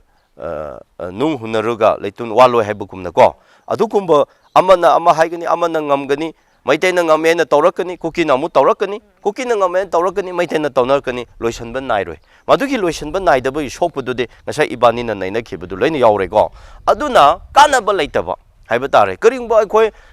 ꯁ꯭ꯇꯦꯠꯀꯤ ꯃꯌꯥꯝꯒꯤ ꯀꯔꯤꯒꯨꯝꯕ ꯑꯃꯅꯤ ꯍꯥꯏꯔꯗꯤ ꯇꯧꯕ ꯌꯥꯏꯑꯕ ꯍꯧꯖꯤꯛꯀꯤꯁꯤꯗꯤ ꯑꯃꯔꯣꯝꯗ ꯀꯔꯤꯃꯠꯇ ꯀꯥꯟꯅꯗꯕ ꯂꯥꯟ ꯑꯃ ꯑꯣꯏꯌꯦꯕ ꯏꯆꯟ ꯃꯤ ꯍꯥꯠꯅꯕꯁꯦ ꯃꯤꯗꯤ ꯀꯔꯤꯒꯨꯝꯕ ꯃꯔꯝ ꯑꯃꯒꯤ ꯏꯁꯨ ꯑꯃꯗꯒꯤ ꯇꯧꯕ ꯈꯛꯇꯅꯦꯕ ꯑꯩꯈꯣꯏꯒꯤꯗꯤ ꯌꯦꯡꯉꯣ ꯑꯦꯁ ꯇꯤꯗꯒꯤ ꯍꯧꯔꯛꯈꯤꯕꯅꯤ ꯍꯥꯏ ꯈꯔꯅꯀꯣ ꯑꯗꯨꯒ ꯈꯔ ꯂꯩꯔꯒ ꯑꯃꯨꯛ ꯑꯩꯈꯣꯏꯒꯤ ꯏꯂꯤꯒꯜ ꯏꯃꯥꯏꯒ꯭ꯔꯦꯟꯗꯒꯤꯅꯤ ꯑꯃꯨꯛ ꯍꯥꯏ ꯈꯔ ꯂꯩꯔꯒ ꯀꯔꯤ ꯍꯥꯏꯁꯤꯔꯥ ꯅꯥꯔꯀꯣ ꯇꯦꯔꯣꯔꯤꯁꯇꯒꯤꯅꯤ ꯍꯥꯏ ꯈꯔ ꯂꯩꯔꯒ ꯁꯄ꯭ꯔꯦꯠ ꯑꯦꯗꯃꯤꯅꯤꯁꯇ꯭ꯔꯦꯁꯟꯒꯤꯅꯤ ꯍꯥꯏ ꯑꯩꯈꯣꯏꯒꯤꯁꯤꯗꯤ ꯃꯤꯛꯁ ꯑꯞ ꯇꯧꯈ꯭ꯔꯦꯕ ꯃꯐꯝ ꯃꯔꯥꯡ ꯂꯩꯇꯦꯕꯀꯣ ꯗ ꯐꯦꯛ ꯏꯁꯨ ꯗ ꯐꯦꯛ ꯃꯦꯇꯔꯁꯦ ꯀꯔꯤꯅꯣ ꯍꯥꯏꯕꯗꯤ ꯂꯩꯇꯦꯕ ꯅꯪꯅ ꯑꯩꯅ ꯂꯩꯅꯥ ꯑꯃ ꯗꯥꯏꯒꯅꯣꯁꯤꯁ ꯇꯧꯕ ꯉꯝꯗꯗꯅ ꯀꯦꯟꯁꯔꯅꯦ ꯍꯥꯏꯅ ꯆꯠꯂꯨꯕ ꯉꯥꯏꯍꯥꯛ ꯂꯩꯔ ꯗꯥꯏꯕꯤꯇꯤꯁꯅꯦ ꯍꯥꯏꯅ ꯆꯠꯂꯨꯕ ꯉꯥꯏꯍꯥꯛꯅ ꯑꯗꯨꯅ ꯆꯠꯂ ꯄꯩꯁꯥꯗꯤ ꯄꯨꯡꯇꯤꯡ ꯇꯤꯡꯕ ꯂꯩꯅꯥꯗꯤ ꯊꯤꯗꯣꯛꯇꯕ ꯑꯗꯨꯒꯤ ꯆꯞ ꯃꯥꯟꯅꯩꯑꯕ ꯉꯁꯤꯒꯤ ꯃꯅꯤꯄꯨꯔꯗ ꯊꯣꯛꯂꯤꯕ ꯂꯥꯟꯁꯦ ꯑꯗꯨꯅ ꯃꯁꯤꯗꯤ ꯀꯔꯤꯃꯠꯇ ꯑꯃꯔꯣꯝꯗ ꯑꯩꯈꯣꯏꯅ ꯍꯥꯏꯕ ꯀꯥꯟꯗ ꯃꯣꯏ ꯇꯥꯅꯤꯡꯂꯝꯃꯣꯏ ꯁꯥꯎꯅꯤꯡꯔꯝꯒꯅꯤ ꯑꯗꯨꯕꯨ ꯃꯁꯤ ꯀꯔꯤꯃꯠꯇ ꯀꯥꯟꯅꯗꯕ ꯂꯥꯟ ꯑꯗꯨ ꯑꯣꯏꯈ꯭ꯔꯦꯕ ꯑꯗꯨ ꯑꯩꯈꯣꯏꯅ ꯔꯤꯖꯜꯇꯨ ꯐꯪꯈ꯭ꯔꯦꯕꯀꯣ ꯆꯍꯤ ꯑꯃ ꯃꯅꯨꯡꯗ ꯑꯗꯨꯅ ꯄ꯭ꯔꯖꯥ ꯃꯌꯥꯝꯅꯁꯨ ꯇꯨꯡꯒꯤ ꯈꯜꯂꯦ ꯍꯥꯏꯔꯒ ꯑꯩꯈꯣꯏ ꯑꯃꯅ ꯄꯦꯟꯗꯕ ꯅꯨꯡꯉꯥꯏꯇꯕꯗꯨ ꯈꯔ ꯊꯥꯗꯣꯛꯅꯔꯒ ꯑꯃꯨꯛꯇꯪ ꯄꯨꯟꯅ ꯍꯤꯡꯃꯤꯟꯅꯕꯒꯤ ꯋꯥꯈꯜꯂꯣꯟꯗ ꯑꯩꯗꯤ ꯈꯣꯡꯊꯥꯡꯍꯟꯅꯤꯡꯉꯦ ꯑꯗꯨꯒ ꯉꯁꯥꯏꯒꯤ ꯃꯗꯨꯒꯤ ꯄꯨꯟꯅ ꯍꯤꯡꯃꯤꯟꯅꯔꯒ ꯅꯣꯔꯃꯜꯁꯤꯗꯨ ꯂꯥꯛꯄ ꯀꯥꯟꯗ ꯁꯣꯂꯨꯁꯟꯗꯨ ꯂꯥꯛꯈ꯭ꯔꯀꯥꯟꯗ ꯏꯂꯤꯒꯜ ꯏꯃꯥꯏꯒ꯭ꯔꯦꯟꯒꯤ ꯏꯁꯨ ꯑꯣꯏꯕ꯭ꯔꯥ ꯀꯣ ꯅꯥꯔꯀꯣꯇꯤꯛꯒꯤ ꯏꯁꯨ ꯑꯣꯏꯕ꯭ꯔꯥ ꯗ꯭ꯔꯒꯀꯤ ꯏꯁꯨ ꯑꯣꯏꯕ꯭ꯔꯥ ꯑꯗꯨꯒꯤ ꯑꯣꯏꯕ꯭ꯔꯥ ꯃꯗꯨ ꯃꯊꯪ ꯄꯣꯁ ꯃꯣꯔꯇꯦꯝ ꯇꯧꯔꯒ ꯃꯗꯨ ꯈꯪꯊꯣꯛꯂꯦ ꯍꯥꯏꯔꯒ ꯃꯗꯨ ꯆꯨꯝꯊꯣꯛꯁꯦꯅ ꯃꯗꯨꯒꯤ ꯑꯊꯣꯔꯤꯇꯤ ꯒꯕꯔꯃꯦꯟ ꯂꯩꯖꯔꯤ ꯍꯥꯏꯕꯀꯣ ꯑꯗꯨꯅ ꯄ꯭ꯔꯖꯥꯅ ꯃꯗꯨꯒꯤ ꯊꯃꯣꯏꯂꯣꯝꯗ ꯋꯥꯈꯜꯂꯣꯝꯗ ꯂꯣꯏꯅ ꯊꯝꯂꯦ ꯍꯥꯏꯔꯒ ꯑꯊꯨꯕꯗ ꯁꯣꯂꯨꯁꯟ ꯑꯃ ꯍꯥꯟꯅ ꯄꯨꯔꯛꯅꯤꯡꯉꯥꯏ ꯗꯥꯏꯂꯣꯒꯇꯨ ꯍꯧꯔꯁꯤ ꯍꯥꯏꯕꯁꯦ ꯑꯩꯗꯤ ꯄ꯭ꯔꯖꯥ ꯃꯌꯥꯝꯗ ꯊꯝꯅꯤꯡꯉꯤ ꯇꯧꯕꯇꯕꯨ ꯃꯁꯤ ꯄꯨꯝꯅꯃꯛꯁꯤꯗ ꯃꯄꯤ ꯃꯄꯥ ꯑꯣꯏꯔꯤꯕꯁꯤ ꯂꯩꯉꯥꯛꯁꯤꯅꯤ ꯃꯄꯤ ꯃꯄꯥ ꯃꯄꯨ ꯑꯣꯏꯖꯔꯤꯕꯁꯤꯀꯣ ꯑꯗꯨꯅ ꯂꯩꯉꯥꯛꯁꯤꯅ ꯑꯩꯈꯣꯏꯅ 10 ꯈꯟꯕꯒꯣꯏꯗ ꯃꯣꯏꯅ 100 ꯈꯟꯒꯗꯕꯅꯤ ꯑꯩꯈꯣꯏꯅ 10 ꯍꯣꯠꯅꯕꯗ ꯃꯣꯏꯅ 100 ꯍꯣꯠꯅꯒꯗꯕꯅꯤ ꯑꯗꯨꯅ ꯑꯍꯤꯡ ꯅꯨꯡꯊꯤꯜ ꯅꯨꯡꯗꯥꯡ ꯅꯥꯏꯗꯗꯅ ꯄ꯭ꯔꯥꯏꯌꯣꯔꯤꯇꯤ ꯊꯝꯂꯒ ꯁꯣꯂꯨꯁꯟꯁꯦ ꯄꯨꯔꯛꯅꯤꯡꯉꯥꯏ ꯑꯩꯈꯣꯏꯒꯤ ꯍꯧꯖꯤꯛ ꯄꯨꯔꯤꯕ ꯂꯩꯉꯥꯛꯁꯤꯅꯀꯣ ꯑꯦꯅꯤ ꯄꯥꯔꯇꯤ ꯑꯣꯏꯒꯦꯔꯥ ꯂꯩꯉꯥꯛ ꯑꯗꯨꯅ ꯀꯟꯅ ꯍꯣꯠꯅꯕ ꯆꯪꯁꯟꯕꯁꯦ ꯃꯁꯤ ꯌꯥꯝꯅ ꯃꯊꯧ ꯇꯥꯏ ꯃꯁꯤ ꯇꯉꯥꯏ ꯐꯗꯦ ꯍꯥꯏꯕꯁꯦ ꯑꯩ ꯄ꯭ꯔꯖꯥꯗ ꯊꯝꯅꯤꯡꯉꯤ ꯑꯗꯨꯅ ꯑꯃꯨꯛꯀ ꯂꯥꯁꯇ ꯑꯩꯅ ꯑꯦꯄꯤꯜ ꯇꯧꯖꯅꯤꯡꯕꯗꯤ ꯃꯅꯤꯄꯨꯔꯗ ꯂꯩꯃꯤꯟꯅꯔꯤꯕ ꯆꯤꯡꯃꯤ ꯇꯝꯃꯤ ꯑꯩꯈꯣꯏ ꯄꯨꯝꯅꯃꯛꯁꯦ ꯅꯪꯒꯤ ꯑꯩꯒꯤ ꯄꯦꯟꯕ ꯑꯩꯒꯤ ꯑꯄꯥꯝꯕ ꯑꯗꯨꯅ ꯑꯗꯥꯅꯦ ꯍꯥꯏꯕꯗꯨ ꯈꯜꯂꯝꯕ ꯌꯥꯏ ꯍꯥꯏꯔꯝꯕ ꯄꯨꯝꯅꯃꯛꯇꯨ ꯊꯝꯗꯣꯛꯑꯣ ꯃꯔꯝꯗꯤ ꯊꯝꯗꯣꯛꯑꯣ ꯍꯥꯏꯕ ꯃꯔꯝꯁꯤ ꯅꯪꯅ ꯅꯤꯡꯕꯗꯨ ꯐꯪꯂꯁꯨ ꯅꯪꯒꯤ ꯅꯆꯥꯅꯁꯨ ꯅꯪꯒꯤ ꯖꯥꯇꯤ ꯂꯣꯏꯅ ꯃꯨꯠꯈ꯭ꯔꯗꯤ ꯀꯔꯤ ꯀꯥꯟꯅꯩ ꯑꯩꯒꯤ ꯖꯥꯇꯤ ꯂꯣꯏꯅ ꯃꯨꯠꯈ꯭ꯔꯗꯤ ꯀꯔꯤ ꯀꯥꯟꯅꯩ ꯑꯗꯨꯅ ꯆꯦꯁꯨ ꯇꯦꯠꯇꯕ ꯂꯤꯟꯁꯨ ꯁꯤꯕ ꯏꯪꯅ ꯆꯤꯛꯅ ꯍꯤꯡꯃꯤꯟꯅꯔꯒ ꯄꯤꯁꯐꯨꯜ ꯀꯣꯑꯦꯛꯁꯤꯁꯇꯦꯟ ꯇꯧꯔꯒ ꯃꯥꯒꯤ ꯄꯦꯟꯗꯕ ꯄꯨꯝꯅꯃꯛꯇꯣ ꯆꯤꯡꯃꯤ ꯇꯝꯃꯤꯒꯤ ꯄꯦꯟꯗꯕ ꯅꯨꯡꯉꯥꯏꯇꯕꯗꯨ ꯇꯦꯕꯜꯗ ꯄꯨꯊꯣꯛꯅꯔꯒ ꯑꯩꯈꯣꯏ ꯐꯖꯅ ꯋꯥꯔꯤ ꯁꯥꯔꯒ ꯑꯗꯨꯗꯤ ꯏꯇꯥꯎ ꯅꯪꯅ ꯁꯨꯃꯥꯏꯅ ꯇꯧꯔꯣ ꯏꯇꯥꯎ ꯑꯩꯅ ꯁꯨꯃꯥꯏꯅ ꯇꯧꯒꯦ ꯍꯥꯏꯕꯗ ꯆꯠꯃꯤꯟꯅꯕꯗ ꯀꯔꯤ ꯀꯥꯏꯒꯦ ꯃꯗꯨꯒꯤ ꯄ꯭ꯔꯨꯐꯇꯤ MLA 60 ꯂꯩꯕꯗ ꯀꯨꯀꯤꯒꯤ MLA 10 ꯌꯥꯎꯔꯤ ꯅꯥꯒꯥꯒꯤ MLA 10 ꯌꯥꯎꯔꯤ ꯃꯩꯇꯩ ꯄꯥꯡꯒꯜꯒꯤ 3 ꯌꯥꯎꯔꯤꯅ ꯁꯨꯔꯕ ꯅꯠꯇ꯭ꯔꯣ MLA 60 ꯁꯤꯅ ꯐꯖꯅ ꯅꯩꯅꯔꯒ ꯈꯪꯃꯤꯟꯅꯔ ꯐꯥꯞ ꯇꯥꯅꯔꯒ ꯌꯥꯊꯣꯛ ꯌꯥꯁꯤꯡ ꯇꯧꯅꯔꯒ ꯑꯦꯗꯖꯁ ꯇꯧꯔꯒ ꯇꯧꯕ ꯀꯥꯟꯗ ꯑꯩꯈꯣꯏ ꯃꯅꯤꯄꯨꯔ ꯄꯤꯛꯂꯕ ꯂꯩꯄꯥꯛꯅꯤ ꯄꯣꯄꯨꯂꯦꯁꯟꯅꯤ ꯍꯥꯏꯖꯔꯤꯕ ꯑꯗꯨꯅ ꯃꯁꯤꯔꯣꯝꯗ ꯋꯥꯈꯜ ꯆꯪꯁꯪꯃꯤꯟꯅꯁꯤ ꯄ꯭ꯔꯖꯥꯅꯁꯨ ꯃꯁꯤꯗ ꯃꯤꯀꯥꯞ ꯊꯣꯛꯄꯤꯌꯨ ꯂꯨꯆꯤꯟ ꯄꯨꯔꯦꯟ ꯑꯣꯏꯔꯤꯕ MLAꯁꯤꯡꯅꯁꯨ ꯃꯁꯤ ꯃꯤꯀꯥꯞ ꯊꯣꯛꯄꯤꯌꯨ ꯍꯥꯏꯕꯁꯦ ꯑꯩꯅ ꯃꯁꯤ ꯑꯔꯣꯏꯕꯗ ꯑꯩ ꯑꯗꯨꯝ ꯊꯝꯖꯅꯤꯡꯉꯤ ꯌꯥꯝ ꯐꯖꯩ ꯍꯥꯏꯗꯤ ꯑꯣꯖꯥꯅ ꯊꯝꯕꯤꯔꯤꯁꯦ ꯑꯩꯒꯤ ꯑꯄꯦꯟꯗꯕꯗꯣ ꯉꯥꯏꯍꯥꯛꯇꯪ ꯊꯝꯕꯤꯔꯒ ꯅꯥꯊꯩꯔ ꯊꯝꯕꯤꯔꯒ ꯑꯄꯨꯟꯕꯒꯤ ꯑꯣꯏꯕ ꯋꯥꯈꯜꯂꯣꯟ ꯑꯃ ꯁꯥꯒꯠꯃꯤꯟꯅꯔꯒ ꯁꯣꯂꯨꯁꯟꯁꯦ ꯄꯨꯔꯛꯅꯕ ꯍꯣꯠꯅꯁꯦ ꯍꯥꯏꯕ ꯋꯥꯐꯝꯗꯨꯅꯤ ꯑꯣꯖꯥꯅ ꯊꯝꯕꯤꯔꯤꯁꯦ ꯑꯣꯖꯥꯒ ꯋꯥꯔꯤ ꯁꯥꯟꯅꯕꯁꯦ ꯌꯥꯝꯅꯁꯨ ꯅꯨꯡꯉꯥꯏ ꯉꯁꯤ ꯑꯣꯖꯥꯒ ꯐꯝꯃꯤꯟꯅꯕ ꯐꯪꯕꯁꯦ ꯑꯩꯈꯣꯏꯗꯁꯨ ꯈꯪꯗꯕ ꯋꯥꯈꯜ ꯂꯧꯁꯤꯡ ꯃꯌꯥꯝꯁꯨ ꯂꯩ ꯌꯥꯝꯅꯁꯨ ꯊꯥꯒꯠꯆꯔꯤ ꯑꯔꯣꯏꯕꯗ ꯍꯥꯏꯗꯤ ꯑꯩꯈꯣꯏꯒꯤ ꯅꯥꯎ ꯃꯅꯤꯄꯨꯔ ꯑꯦꯛꯁꯄ꯭ꯔꯦꯁꯅ ꯁꯟꯗꯣꯛꯆꯕ ꯑꯁꯤꯒꯨꯝꯂꯕ ꯄ꯭ꯔꯣꯒ꯭ꯔꯥꯝꯁꯤꯗ ꯑꯣꯖꯥꯒꯤ ꯑꯆꯤꯟꯕ ꯃꯌꯥꯝ ꯊꯥꯗꯣꯛꯄꯤꯔꯝꯃꯒ ꯁꯔꯨꯛ ꯌꯥꯕꯤꯕꯒꯤꯗꯃꯛꯇꯁꯨ ꯑꯔꯣꯏꯕꯗ ꯊꯥꯒꯠꯄꯁꯨ ꯐꯣꯡꯗꯣꯛꯆꯔꯤ ꯊꯥꯒꯠꯆꯔꯤ